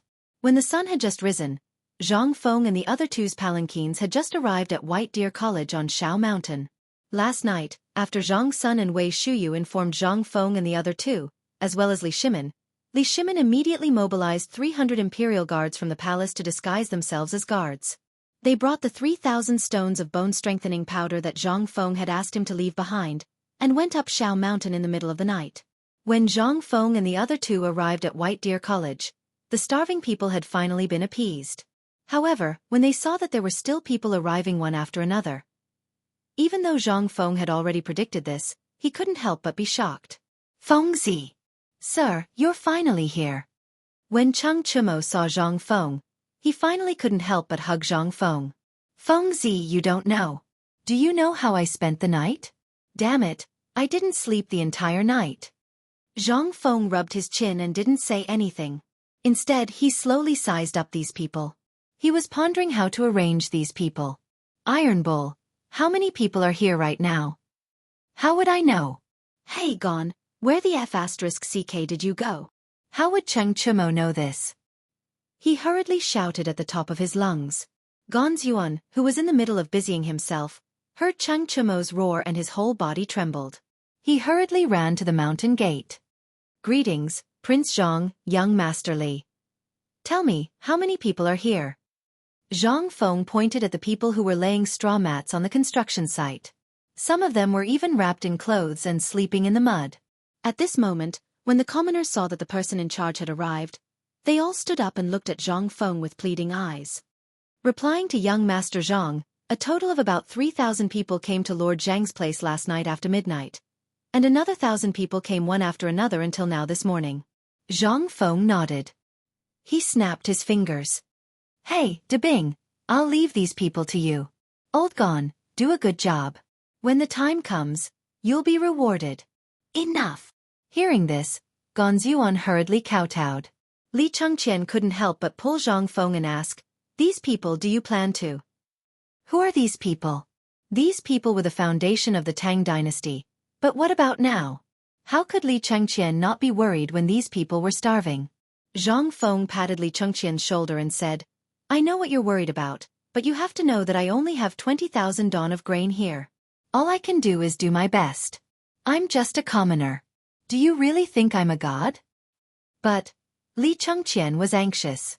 So many people. Perhaps he didn't understand the disaster victims before, but along the way, when he saw the leaves and bark being boiled in the pot, Li Chengqian couldn't stand it anymore. In his life, he spent most of his time in the palace, or secretly went to the brothel with Zhang Sun Chong and the others, or went to Yen Lai Lu to taste poetry. How could he know that the suffering of the world would be like this? At this moment, Du Go and the others couldn't help but have their eyes turn red. Zhang Feng patted their shoulders and sighed. Then, he walked alone to the only wooden building. As soon as he left, the commoners couldn't help but follow closely. When they touched the earthen pots in their hands, they made a clanking sound. Zhang Feng couldn't help but stop. Looking at those people who were looking at him with eager eyes, Zhang Feng fell silent. He was not a good person. He was not a bad person. He just wanted to live a good life. Previously, he had told Old Li everything he could say and everything he could. He wanted to pass it on to the current dynasty through him.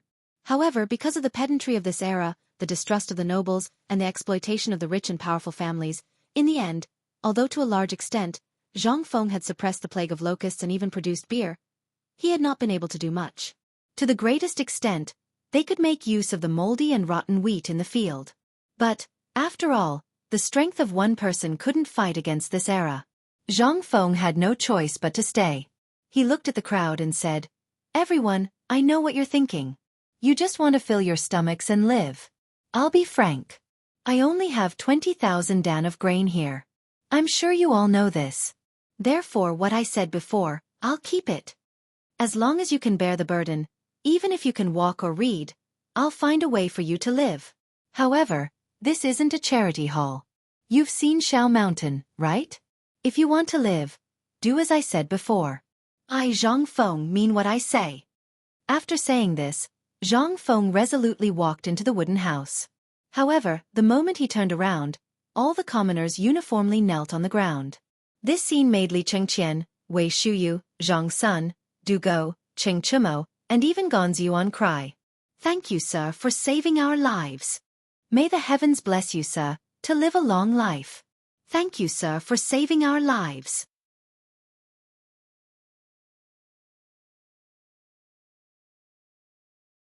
Chapter 566. If it was Zhang Feng's arrangement, Li Chengqian and the others might have resisted. They would have been reluctant. But now, when they saw this shocking scene, they really regarded Zhang Feng as a mentor from the bottom of their hearts. Li Chengqian took a deep breath and then shouted, "Everyone! From today onwards, Shao Mountain is your home. Everyone knows the rules, right? If you don't have money and want to work in lieu of labor, come to me and register." Du Go also sniffed. This was the first time he felt a surge of pride other than books. "If you want to buy food, come to me." Cheng Chumo slammed his fist on a copper gong and roared, "If you have the strength to be a bricklayer, or if you can carry something on your shoulders, or if you can be a carpenter, come to me. Even if you know how to make bamboo, or if you know how to make a kiln, you have to fucking come with me. Lao Tzu can't guarantee other things, but as long as Lao Tzu eats, you can King eat. I want literate people, regardless of age. As long as you can read, come to me. I want. Gonzyuan was dumbfounded. Seeing these famous stubborn people acting like this, he couldn't help but stare at the craftsman and roar, "Mother Ker, aren't you King embarrassed? Didn't you complain that you don't have enough manpower? What the CK are you standing there for? Go and King work for Lao Tzu. Women, don't just stand there. Go and King cook. CK your second uncle. As long as you're not dead, get your second uncle moving." Following a series of roars and howls, the entire White Deer College came to life. Zhang Feng sat in the room and listened to everything outside. He was silent. He was thinking about something. That was, how were they going to feed these people? There were already 5,000 people here. If more people came, it would be terrible. Zhang Feng hurriedly opened the door again and waved at Li Chengqian, who was extremely busy. Li Chengqian hurried over and asked, "What's the matter?" "I'm busy here." "Don't be busy. Didn't you bring 300 servants with you? Leave it to them. I have something to talk to you about. Go and call them over." Li Chengqian was stunned. Seeing Zhang Feng's serious face, he didn't say anything and hurried off. After a while, a few people hurriedly came again. Once they entered the door, Zhang Feng closed the door and called the guards that Li Chengqian brought over to guard the door. He said, "You saw it along the way. Things are not good now. It's only the first day, and there are already 5,000 people. What will happen after 10 days? So 20,000 dawn of grain isn't enough." Li Chengqian exposed Zhang Feng's words and said. Zhang Feng nodded. "That's true. So now I want you to go back and borrow grain. Just take it as Zhang Feng, borrow it, okay?" Li Chengqian was silent. A few people were silent. How could they not know that they couldn't wait for hundreds of thousands of dawn of grain to fall from the sky and give each of them a stone? But the reality was cruel. Everyone knew the current situation. Even if they had grain, they were basically holding it to death. Who would be stupid enough to take it out? When Zhang Feng saw their expressions, his face could not help but sink. Was there really no hope? What should he do? These people at least wanted to live. But now, he was not a living Buddha and couldn't conjure grain. At this time, what should he do? Zhang Feng couldn't help but push open the window. It wasn't because he thought Cheng Chumo's feet were smelly, but because he wanted to see if there was any other way on the mountain. Outside the window, the trees that had been gnawed by locusts were now sprouting. And on the ground, there were traces of green. Where was the grain? Outside the window in the north, in the depths of Shao Mountain, there was a dark place. That was the ranch where chickens, ducks, and pigs were stored. And next to the ranch was the brick kiln factory of Shao Mountain. There was no road here.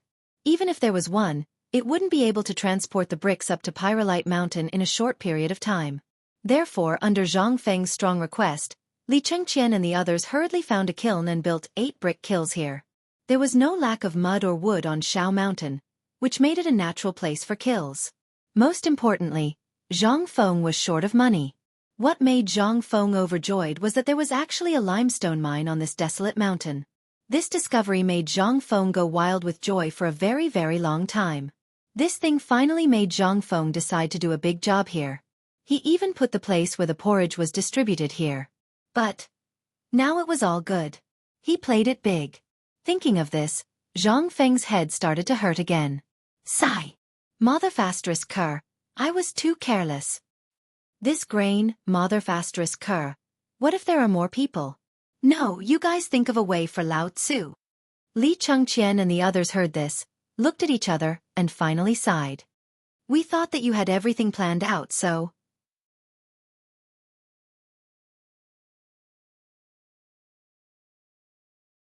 Chapter 567. Zhang Feng wanted to curse. But he still couldn't find anyone. He couldn't help but sit down on the bench and stare blankly out of the window. What could he do to maximize the benefits of this little bit of food? Fengzi, I heard a rumor. We only need to hold on for half a month. Half a month later, a batch of food will arrive in Chong and from Hunan province. Aren't you talking nonsense? Lao Tzu is asking how to hold on for now. Half a month? Who can eat 20,000 don of food in this half a month? Even 5,000 people won't be enough to eat. Zhang Feng slapped his forehead. However, Li Chengqian's words really made Zhang Feng heave a deep sigh of relief. Half a month? Zhang Feng couldn't help but think of a way. Li Chengqian, quickly go to Chang'an City and find someone for me. No matter what method you use, you have to find him for me. Who? Sun Simiao. Fengzi, why do you want me to find Dr. Sun Simiao for this matter? He won't be able to solve the problem even if he comes. Yes, if he's here, then everything will be easy. Zhang Feng said with certainty. There are only 20,000 don of food now. Even if each person eats 1 or 2 don of food a day, these 5,000 people will have to eat 500 don of food a day. This is only now. What if more people come? What if more people come to buy food? What about this? This is not the most important thing. The most important thing is, if 5,000 people come every day, what should we do? If the imperial edict is issued, and there are students coming, what should we do? Li Chengqian and the others were silent.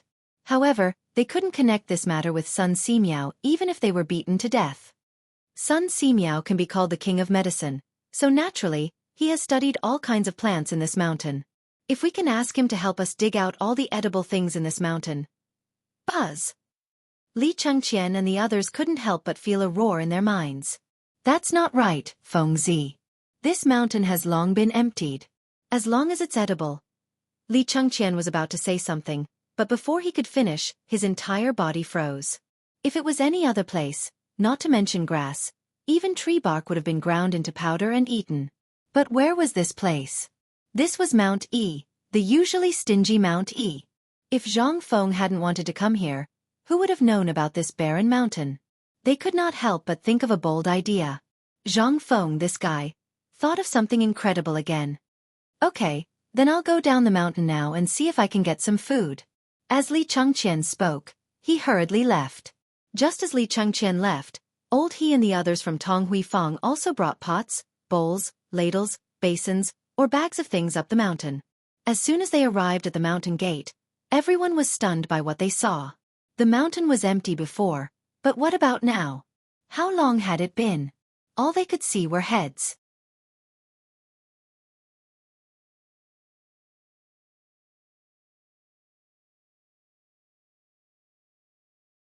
Chapter 568. Eason Pastry Shop, 90 don of grain. Tufuzheng, 10 don of grain. Bao Tai Bank, 130 don of grain. Cripple Wang from Tonghui Fang, 15 don of grain. Yen Lai Restaurant, 300 don of grain.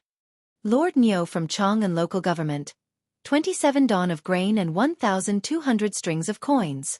Voices sounded one after another. In front of Zhang Feng, bags of grain were piled up like a mountain. Wei Shuyu and the others were trembling all over.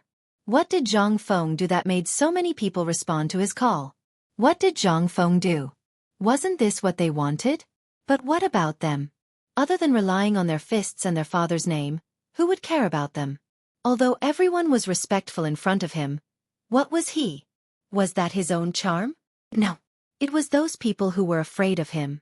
But now, Zhang Feng didn't say a word, And these people who rarely interacted with him, even if they had never met him, were willing to send grain. What was this? This was where Zhang Feng's charm lay. Unconsciously, a touch of passion flashed in their eyes. Was this what they were going to learn in the future? Was this also what the academy was going to learn in the future? But at this moment, Zhang Feng took a deep breath, clasped his fist and said to everyone one by one, thank you for your kindness.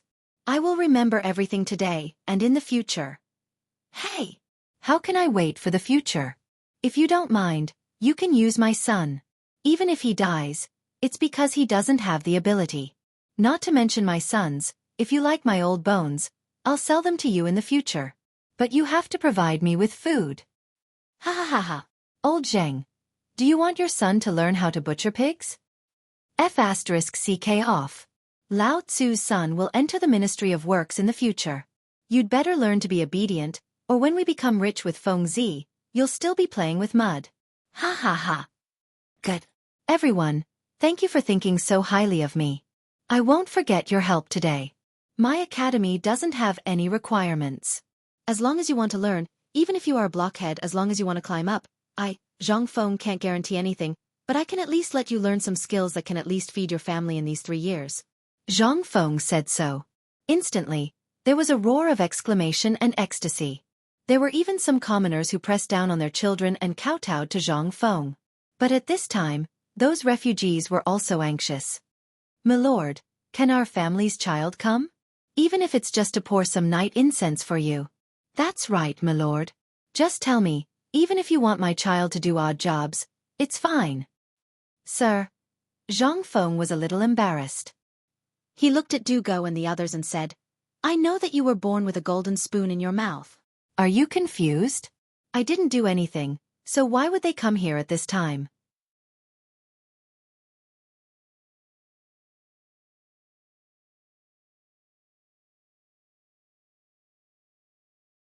Chapter 569. Zhang Feng didn't have any other intentions. To put it bluntly, he just wanted to tell everyone that they could get free education. You could go to school for free here, even if you were a blockhead. But at the very least, you had to have the ability to support yourself. If you didn't even have this ability, you should scram back to where you came from. However, the meaning of these words was even more different in everyone's ears. But now, Zhang Feng's words dispelled the worries of the people in Chang'an. On the other hand, he was telling the refugees that if they wanted to stay here, they had to rely on their own abilities. It was impossible for them to steal chickens and dogs. At this moment, after the citizens cheered for a while, they once again joined in the construction of the White Deer Institute in a frenzy. There was no other reason other than that they wanted to show Zhang Feng their capabilities. On the other side, Zhu Zi's father and the others were basically dragging their families along. Without Dugo saying anything, these people even brought a dozen big pots. Moreover, they were using the same kind of pots used to cook pigs' food. At this moment, more than a dozen pots were set up. Smoke rose in spirals from the kitchen chimneys. At this moment on the other side, in front of Dugo, this kid still had some backbone. He didn't want a single person. He set up a small table and placed the 4 treasures of the study on it. He only called an old man who knew how to read and write. He checked the identities of the people who bought the food to see if there was 1 person per household. Then, he distributed the food and registered it. Although he was a little flustered previously, after more than a dozen people, he was able to start selling the food in an orderly manner. On the other side, Wei Shuyu, Cheng Chumo, and Zhang Sun Chong were giving orders. No, it could be said that they were bare-chested and carrying pieces of rocks on their backs. Some of them had taken off their clothes and were only wearing a piece of cloth. They were jumping into the mud to make mud. Even the women and children were following the women at the construction site. They were scraping tree bark or weaving bamboo frames. Seeing this, Zhang Feng nodded in satisfaction. Looking at the busy old he, Zhang Feng quietly called old he to the side and said, Old he, this porridge, you have to control it to the extent of 1 or 2 meters per person. First, pour the porridge into the dozens of big wooden barrels. You have to remember this clearly. Later, you call Zhu Zi's father, or you, one of you, go over there and catch 30 chickens and 30 ducks. Clean them all up. Then take 3 big pots and boil it as hard as you can. Old he couldn't help but be stunned. That's not right, Feng Zi. These chickens and ducks are such good things. How can you waste them like this? Logically speaking, if there wasn't enough food, wouldn't it be the same if they added some grass and roots? How could he add such a good item? Wouldn't that be a waste? You know nothing. Zhang Feng glared at old he. Look, this is all physical work. How can you do it just by drinking? In less than 3 days, this person will be exhausted. Just do as I say. After saying that, Zhang Feng ignored old he, who was exasperated with his failure to live up to his expectations, and turned to Zhu Zi's father and said, I have a bag of things in my house. Don't ask what it is. You only have 1 pot. When the porridge is ready, add 2 pounds of it to each pot. You ask and you do it. Zhu Zi's father was still in a daze. When he reacted, Zhang Feng had already run away. Zhang Feng didn't do anything else. He was just tinkering with his new thing. He was tinkering with a porridge that could resist hunger. Bone-strengthening powder, plus chicken, duck, and pig porridge. To put it bluntly, it was 8 treasures porridge. In this era, it was definitely not enough to just drink porridge. If a person's appetite was lacking in oil and water, even if you gave him a bowl of rice, he would still be able to finish it. However, if he was given enough oil and water, not only would he be able to save on food, but he would also be able to resist hunger and strengthen his body. This was the real good stuff. Previously, he had collected those locusts next door, which he didn't have time to sell, or prepared to use as feed for pigs, cows, and horses. Now, he got them all in baskets. Basically, this was a great help to him. However, only God knew how many more refugees would come by then. He only hoped that there would be fewer refugees. Otherwise, he would have a lot of fun. Thinking about it, Zhang Feng came to the pig farm in the valley. At this time, Zhang Tufu had already brought his son, Zhang Wenkai, and a large group of workers here to scold those craftsmen. They had hurt the pigs all over. Seeing Zhang Feng coming over, Zhang Tufu was shocked. He hurried over and said, Brother Zhang, this is not a place you can come to. It's too dirty. Go quickly. No, I'm here for you. Zhang Feng pointed at the pigs, which numbered at least 3,000, and said, How about it? I'll leave all these to you. Is it okay? Zhang Tufu stared at him when he heard that. You're looking down on me, aren't you? Our Zhang family has been butchers for generations. We don't have any other skills, but we do have some skills when it comes to butchering and selling meat. But this group of bastards, how could they ruin these oily and slippery pigs like this? If these pigs are kept like this, they'll be finished sooner or later. Zhang Feng was interested. Then what do you think we should do with these pigs?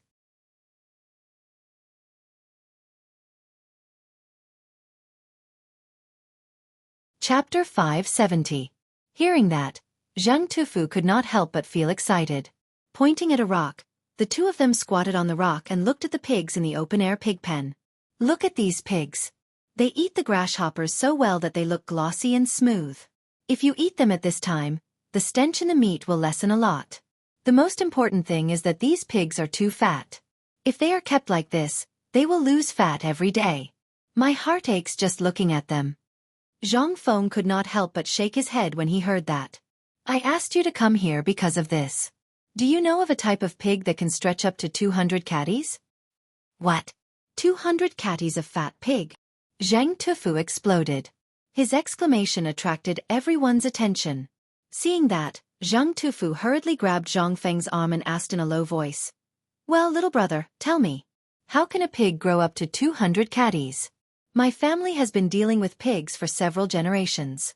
I really didn't know that a pig could grow up to 200 catties. Are you sure this is true? In this era, pigs that could grow up to 150 catties had to have been reared for at least 3 to 5 years. However, the stench of the pig could be smelled even from a few streets away. This type of pig was basically kept for breeding. Or an old sow. Otherwise, a normal pig wouldn't be able to reach 150 catties. The pig that Butcher Zhang gave to Zhang Feng last time was a pig that Butcher Zhang had been raising for 4.5 years. Although the pork was selling well, especially in the past few months, it was a different story for this kind of pig. Although it was embarrassing, it was very nutritious. Therefore, it was really rare to give something like this to someone. However, to be able to rear a 200 catties pig? And a big fat pig at that? How was that possible? Zhang Feng smiled faintly. You don't need to know how it grew up to 200 caddies. You'll know when the time comes. Let me ask you, if I give this pig to you, will you take it? When the time comes, I'll make this pig farm suffer a huge loss. Not to mention Chong and City. Even Tubo and Turkic people will come to buy our pigs. Are you willing to be the king of pigs? Yes. How could Zheng Tufu not do it? He had been dealing with pigs all his life. Now that he was here, not only could he find a successful husband for his son, but he could also put down his butcher knife and do other things. How could he not do it? However, Zhang Tufu still asked with uncertainty. Little brother Zhang, this pig is easy to deal with, but this is just a low-grade thing after all. Are you sure this thing will sell well when the time comes? Of course. But who told you that this pig is an animal? Just wait and see. When the time comes, I can guarantee that these pigs will grow to 200 pounds in less than half a year.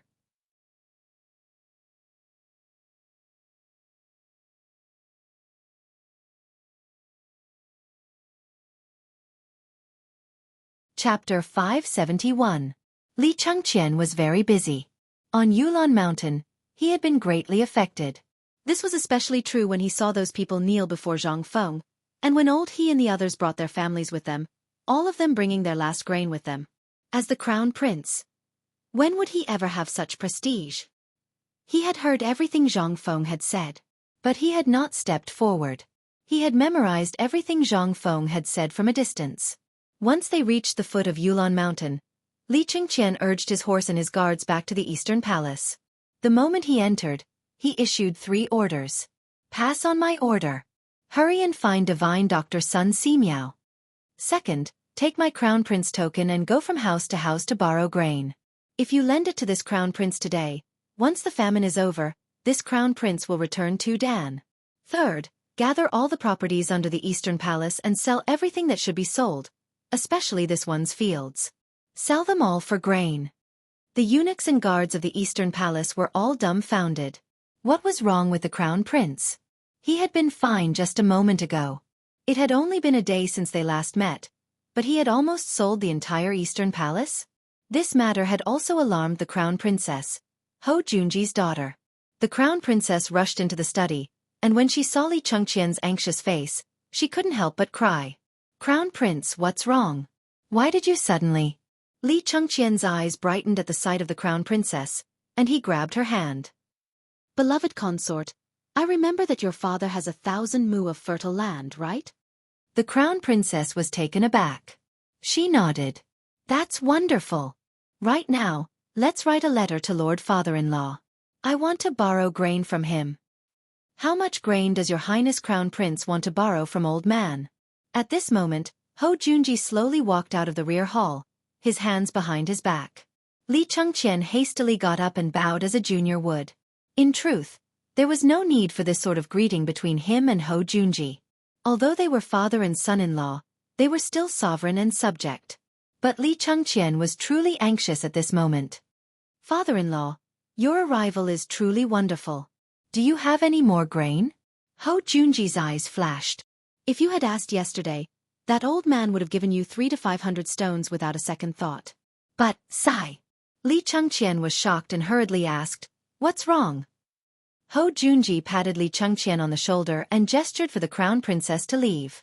Then he said, a few days ago, His Majesty summoned all of us back to the capital precisely because of the food shortage. During the morning court session today, the old man did not see you. Just what were you busy with?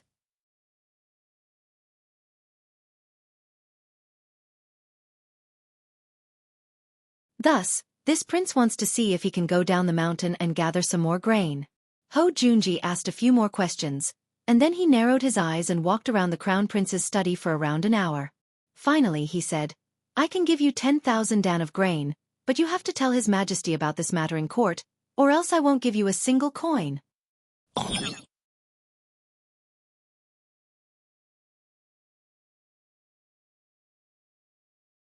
Chapter 572. Ho Junji's final words caused Li Chengqian's eyes to brighten. How could he not know what Ho Junji was talking about? On the contrary, he was keenly aware of what was going on. It was precisely because he knew what Ho Junji was talking about that Li Chengqian couldn't help but hesitate. He clearly knew what his father-in-law was thinking. He wanted nothing more than to preserve his position as heir apparent. But in truth, before Zhang Feng had appeared, he truly had been extremely worried about this. He had been worried that his fourth brother, Qing Ke, might be his greatest enemy. It was simply because his fourth brother was too beloved by his imperial father and imperial mother. In the past, he truly had been very wary of Li Tai, but that was all in the past. After Zhang Feng appeared, he clearly felt that his imperial father wasn't biased in this matter. At the very least, he hadn't allowed Li Tai to study at the academy. But even if he did come to the academy, given his domineering personality, would Zhang Feng care about him? If he wasn't killed by Zhang Feng, it would be because Li Tai was lucky.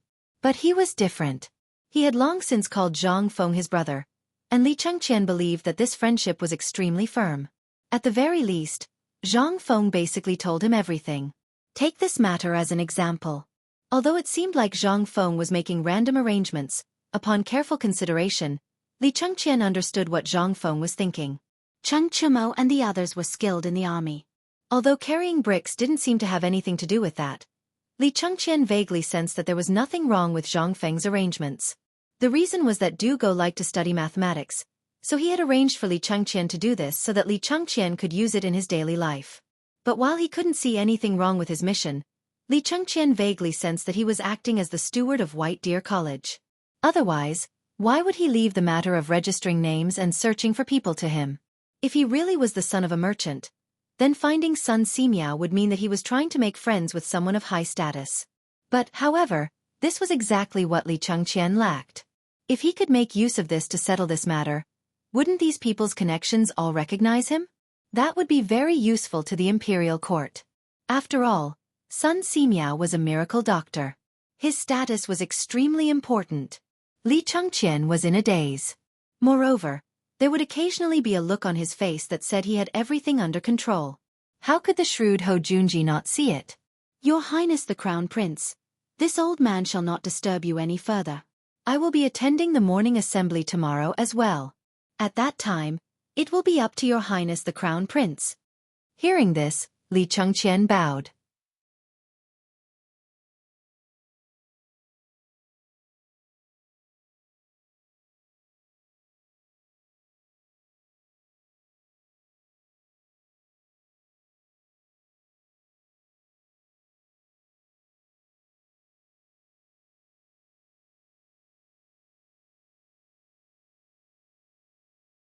Chapter 574. As Feng Xianling left. The porridge distribution in the Chong and local treasury, as well as in front of the Grand Duke's mansions, was gradually losing money. In particular, the Chong and local treasury directly mobilized the Chong and garrison, led by Yu Qigong himself. The tower-like man, dressed in full armor, stood at the entrance of the Chong and local treasury. In an instant, those demons and monsters quieted down. Yu Qigong glanced at the crowd and roared like a bull. Everyone! Today, I'm here to distribute the food in person. If you dare to make trouble, don't let Lao Tzu find out. Otherwise, not only will Lao Tzu kill you, but he will also go to your house to see what you eat when you grow up. Also, if anyone dares to rob, I've selected 3,000 heroes from the Chong'an garrison, and they'll be among you. If you want to do bad things, if you want to sit in the prison of my military camp, I'll welcome you with open arms. His voice instantly silenced the noisy scene. On the other side, people from the Ministry of Justice, the Ministry of Revenue, and the Ministry of Works personally participated in the distribution of food. Everyone today, all the food will be sold according to the average price, which is the usual price, 5 copper coins. But each household can only buy it once a day. If anyone dares to falsely claim it, or dares to claim it more than once, I'll definitely punish those who dare to make trouble according to the criminal law of the Tang dynasty.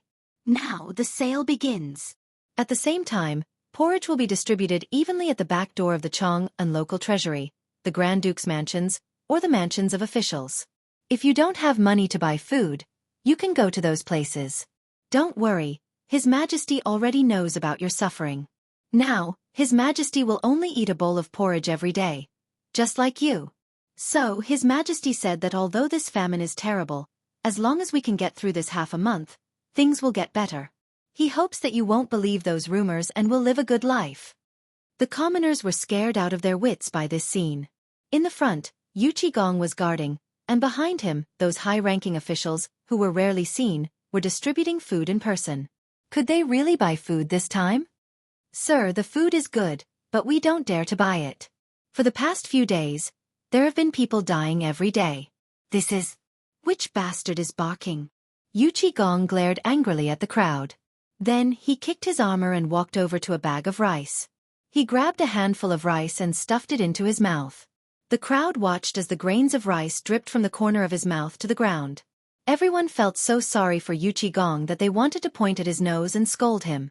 But they didn't dare. Yu Qigong's ferocious reputation was built bit by bit. The people of Chang might not know the emperor or Feng Xianling, but no one dared to not know him. Compared to Demon King Cheng Yaojin, Yu Qigong was more realistic. After all, no one had seen Demon King Cheng lose his temper more than a few times. However, Yu Qigong was different. Those who entered the Changmen brothel had to fight their way in with their fists and feet. As long as they bumped into petty thieves or thieves, they would not be able to escape. I'm sorry. On this day next year, you can go to the mass grave to find him.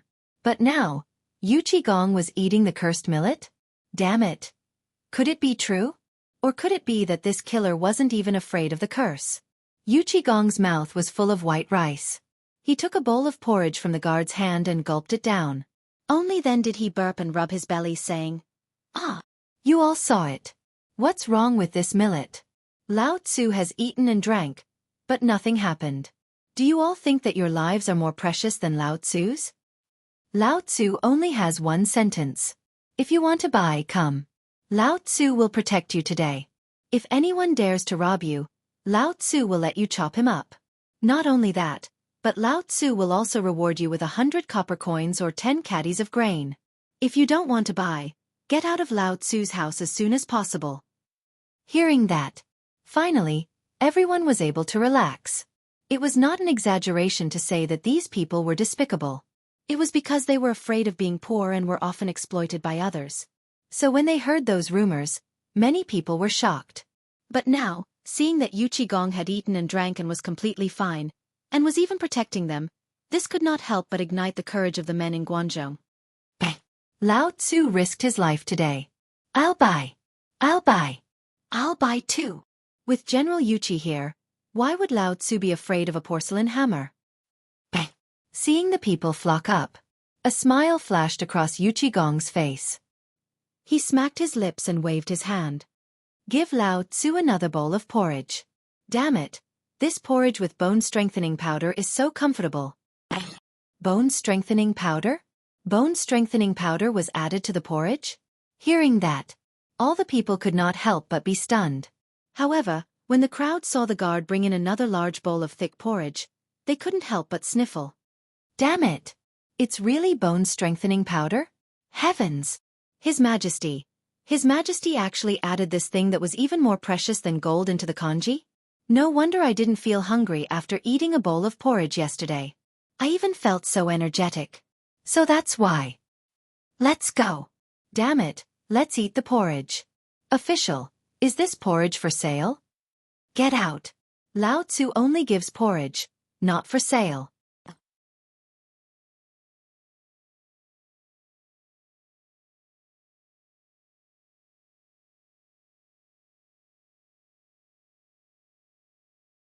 Before Yu Qigong and the others could think about it, the curtain of the carriage was lifted. Sun Simiao, with a head of silver hair and a deer head walking stick in his hand, got out of the carriage. When everyone saw this, they bowed in unison once again. Divine Dr. Sun. Sun Simiao waved his hand, then hurried to the side of the person who had fallen to the ground and carefully checked his pulse.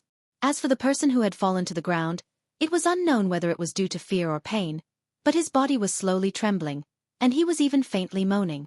Sun Simiao frowned slightly, then took out a silver needle and inserted 3 needles into the abdomen of the person who had fallen to the ground. Then he took it out and sniffed it carefully. His frown deepened. At this moment, everyone couldn't help but stretch their necks to look at Dr. Sunday. The king of medicine, Sun Simiao. Not only in Chang'an City, but even in the Tang Empire and beyond, Sun Simiao was famous. Many officials and nobles, including the emperor, treated Sun Simiao with respect, not for any other reason but because he was a divine doctor. At the same time, Yu Qigong was guarding Sun Simiao while watching. His frown deepened, and the moaning of the person who had fallen to the ground was getting weaker. He could not help but feel anxious. After a while, Sun Simiao put away the silver needle, glanced at the person who had fallen to the ground, and snorted coldly. If you trust me, then I'll tell you about this person's symptoms. Apart from the oily food he ate in the morning and some diarrhea, he is fine. After that, Sun Simiao turned and left. What? Oily food in the morning? Diarrhea? So it's diarrhea? F***CK. Who the F***CK is this guy? Which street is he from? Who knows him? F***CK. He's a troublemaker. F***CK. Lao Tzu's porridge. F***CK your grandpa. At the same time, after Yu Qigong bade farewell to the divine doctor, he waved his hand and stared at the person who was still lying on the ground. He slowly pulled out the modeo from his waist and said, Lao Tzu will give you 3 breaths. If you tell me why you did this, Lao Tzu will spare your life and only break your legs. If you don't tell me then F***CK. Shut up Lao Tzu forever. Oily food in the morning? F***CK your grandpa. Lao Tzu had not eaten meat for 3 days. F***CK. Is this still a disaster victim? Which disaster victim is not so hungry that his chest is sticking to his back? He has money to eat meat. How does he look like a disaster victim? The people could not help but be angry. Mother****, kill him for me. Kill him. General Yuchi, it's easy to dirty my hands by killing him. Let me do it. Lao Tzu's butcher knife is rusty.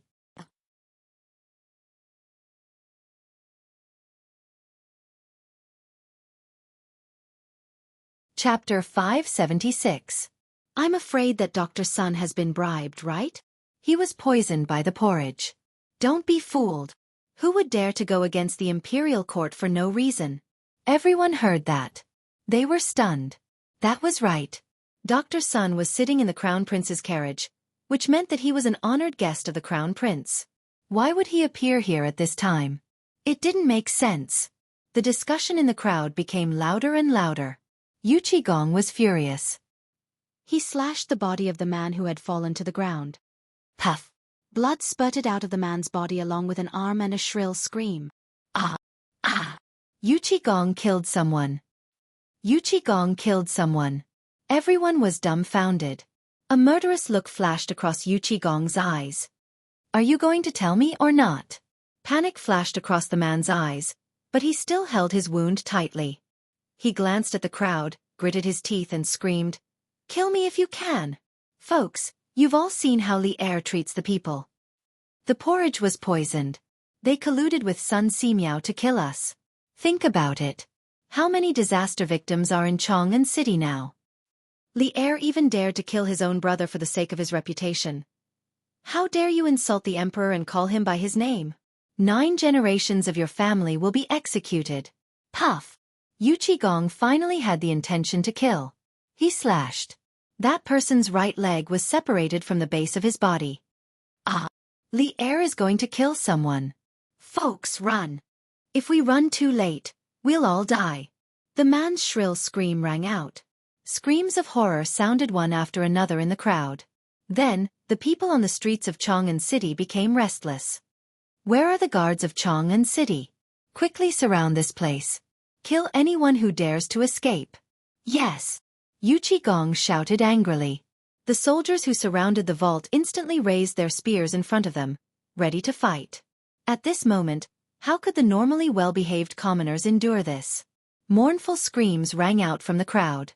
Yu Qigong coldly swept his gaze over the crowd and waved his hand. The soldiers took a step forward in unison.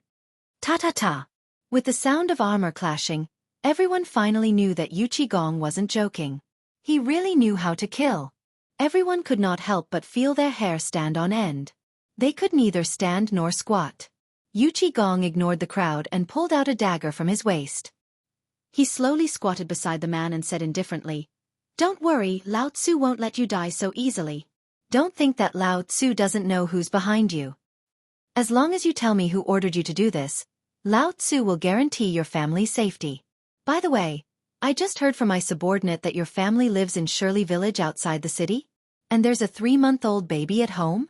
Oh, look at this. What a cute baby. Yu Qigong pretended to sigh. The man finally could not take it anymore. He asked in a trembling voice. You. What are you talking about? I don't know what you're talking about. He panicked. However, when he thought of how terrifying that person was, he couldn't help but tremble all over. Don't worry, as long as you tell me who ordered you to do this, Lao Tzu will not only guarantee your family's safety, but also give you a quick death. Think about it. Do you believe that person's words or Lao Tzu's? Every single person who entered the city was recorded and backed up. At the same time, the people from the Ministry of Works, the Ministry of Justice and the Ministry of Appointments quickly took action to investigate this person's background. There was no other way. This matter was too serious. Even the emperor was furious. Under such a swift investigation, the man finally could not hold it in anymore. Can you guarantee my family's safety? Don't worry. Then you have to swear to the heavens that not only will you guarantee their safety, but you will also ensure that they don't have to worry about food and clothing. Yu Qigong's mouth twitched. Do you think you have the right to negotiate? I've already given you a chance. If you had told me from the start, not only would you have been rewarded, but you would also have gotten half of that person's property. But you gave up. That person's eyes flickered with a hint of struggle. At this moment, his words were heard by all the commoners. What was going on? Was this person a spy of that person with ulterior motives? Could he be a Turkic spy? Lao Tzu's time is limited. I'll give you 3 breaths. How dare you? At this moment, there was a sharp sound of something breaking through the air. Yu Qigong couldn't help but fly into a rage. He roared angrily, but it was too late. When he pulled out his Modeo, an arrow was stuck in the forehead of the man who had fallen to the ground. Yu Qigong was furious. How dare he kill someone right under his nose? What was this? This was a slap to his face. Yu Qigong couldn't help but lock his gaze on a certain person in the crowd like a sharp sword. He waved his hand and said, "Execute."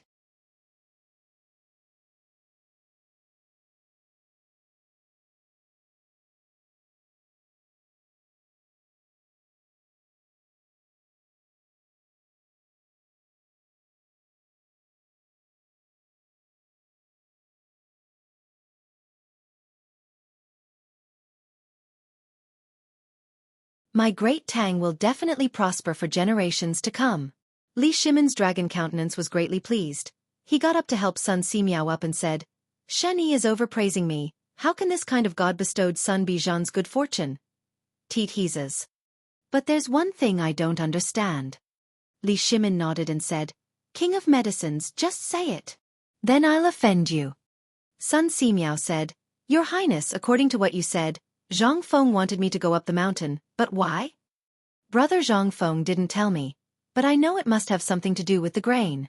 Sun Simiao couldn't help but frown. I've been to Shao Mountain a few years ago.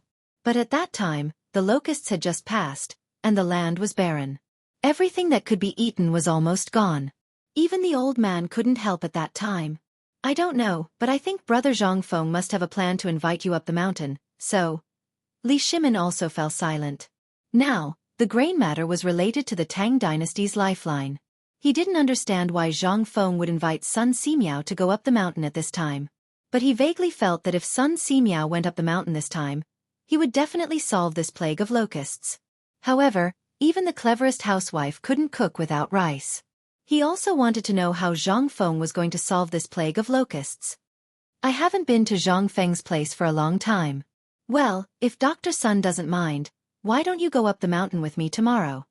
Hearing this, Sun Simiao didn't dare to act rashly. He hurriedly got up and bowed. Your Majesty, you're flattering this old man. Forget it. This brat Zhang Feng is indeed a strange person. This old man has long wanted to pay him a visit. Since your Majesty also wants to go, this old man will wait on your Majesty. Sun Simiao agreed. Li Shimon then said, However, Divine Dr. Sun, I have a request. I hope Divine Dr. Sun can agree to it. Please tell me, Your Majesty. Tomorrow, be it in the future, on the mountain or at the foot of the mountain, I hope that Dr. Sun will not mention the identities of me and the Crown Prince in front of Zhang Feng. Just treat us as merchants. Sun Simiao was a little confused. He had lived for dozens of years. It was really the first time he met the emperor. How could he hide his identity around a commoner? What did this mean? But the more it was like this, the more Sun Simiao wanted to see how sacred this person was, who the Tang dynasty emperors and the crown prince had to hide their identity to meet. I'll obey Your Majesty's order.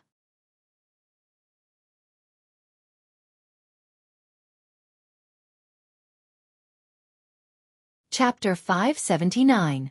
Dong, dong, dong. 5 o'clock was the most leisurely time of the day for the night watchman. It was also the signal for the night watchman to take turns to work. The moment the morning bell rang, the lights in Chang'an City were lit one after another. Some people's palanquins, carriages, and even horses had lanterns or torches on them as they lazily headed towards the imperial city.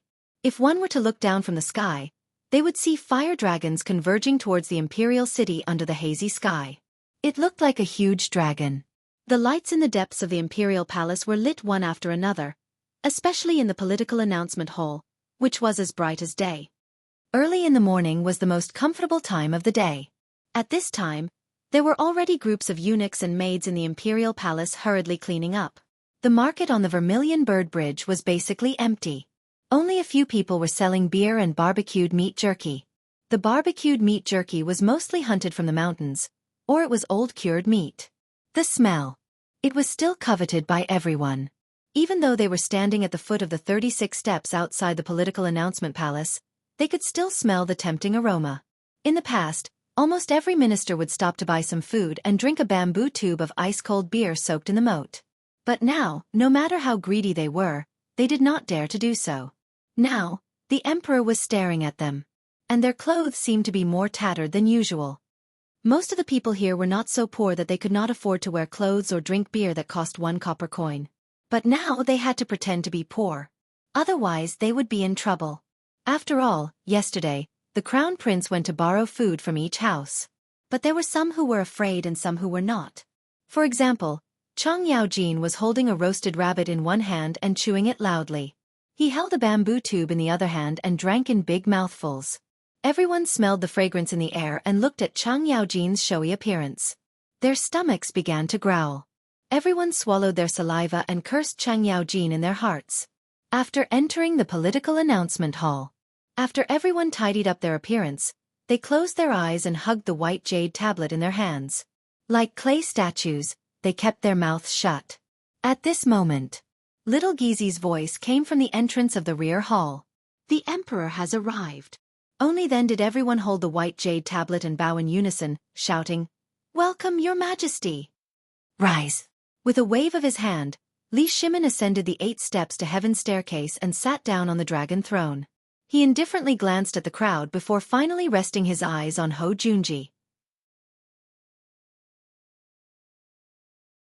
As soon as they stood up, the officials began to report their own situations, as well as the recent disaster relief. An hour later, after Li Shimin had taken care of these matters, he said, "Yesterday, I learned by chance that the crown prince had run into a wall when borrowing grain. Is there such a thing?" When Li Changqian heard this, he said, "Imperial father, there is indeed such a thing." "Then did you manage to borrow any grain?" After a few moments of silence, Li Changqian said, "Your son is incompetent.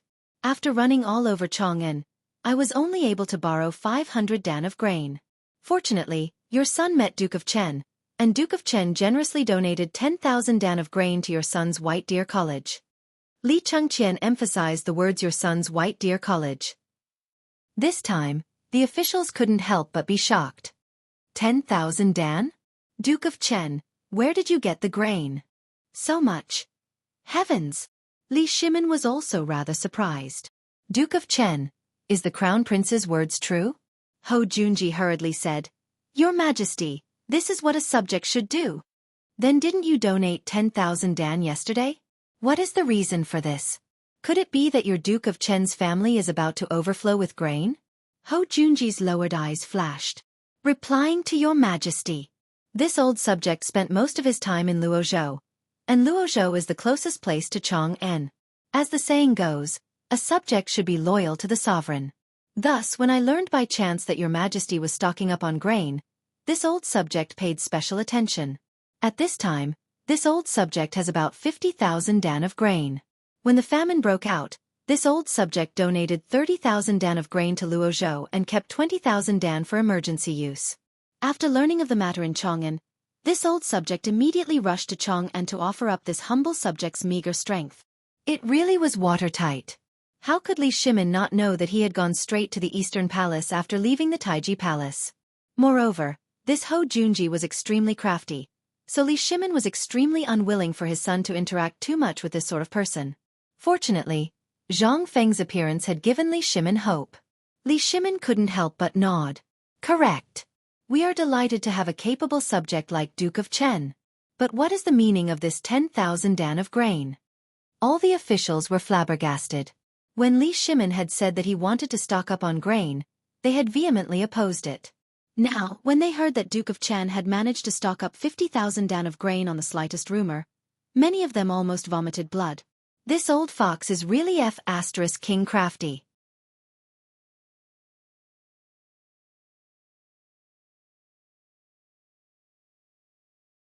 Chapter 580. If looks could kill, Ho Junji would have died several hundred times over. It couldn't be helped.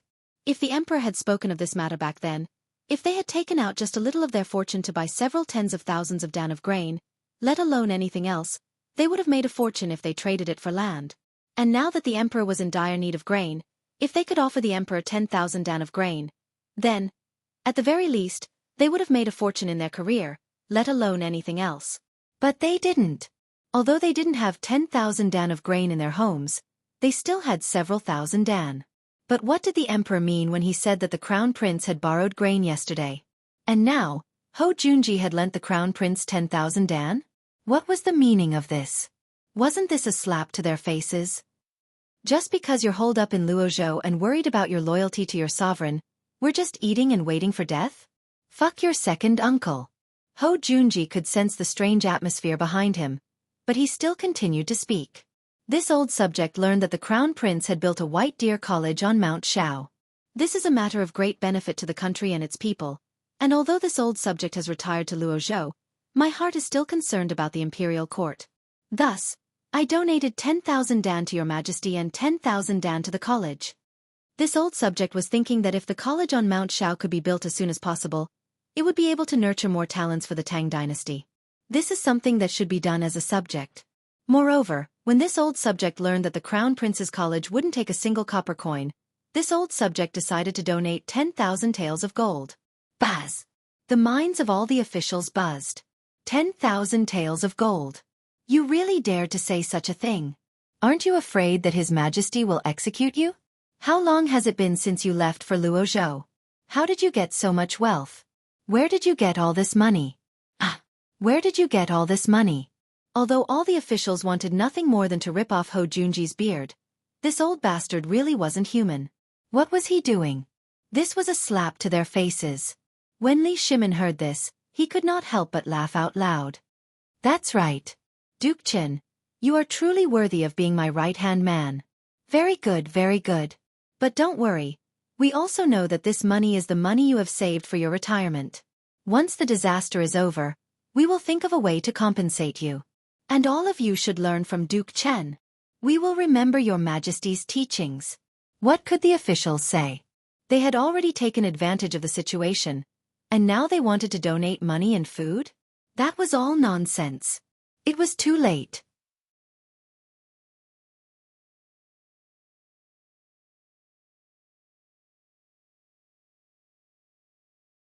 The crown prince shall stay.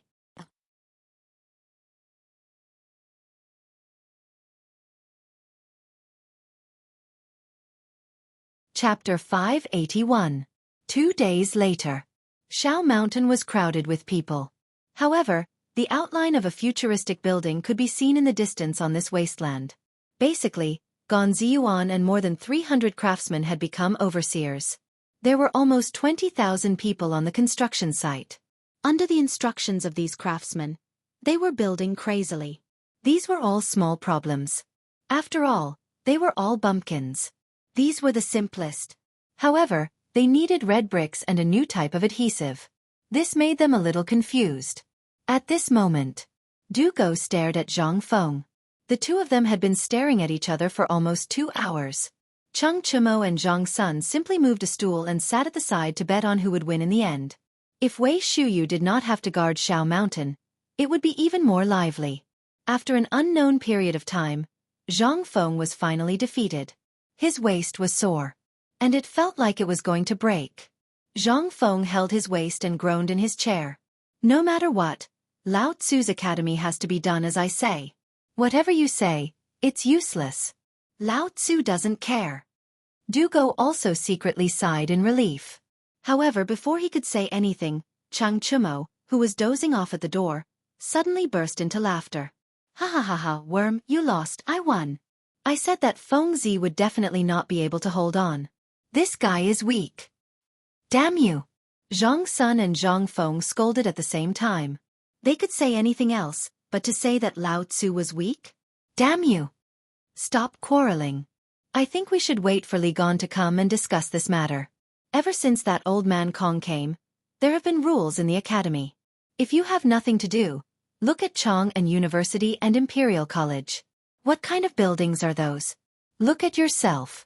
Not only are you using this half-baked red soil, but you also want to build a cement factory to produce cement.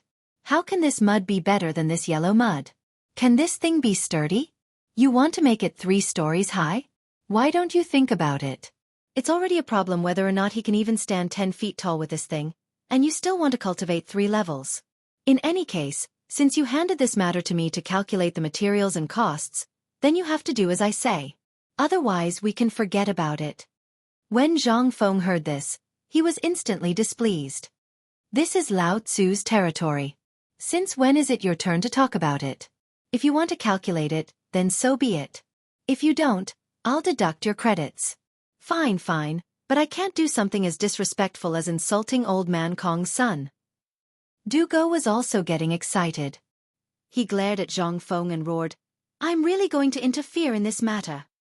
F***CK. You're rebelling, you're rebelling. F***CKU Lao Tzu, I don't care anymore. Zhang Feng couldn't help but be unable to sit still.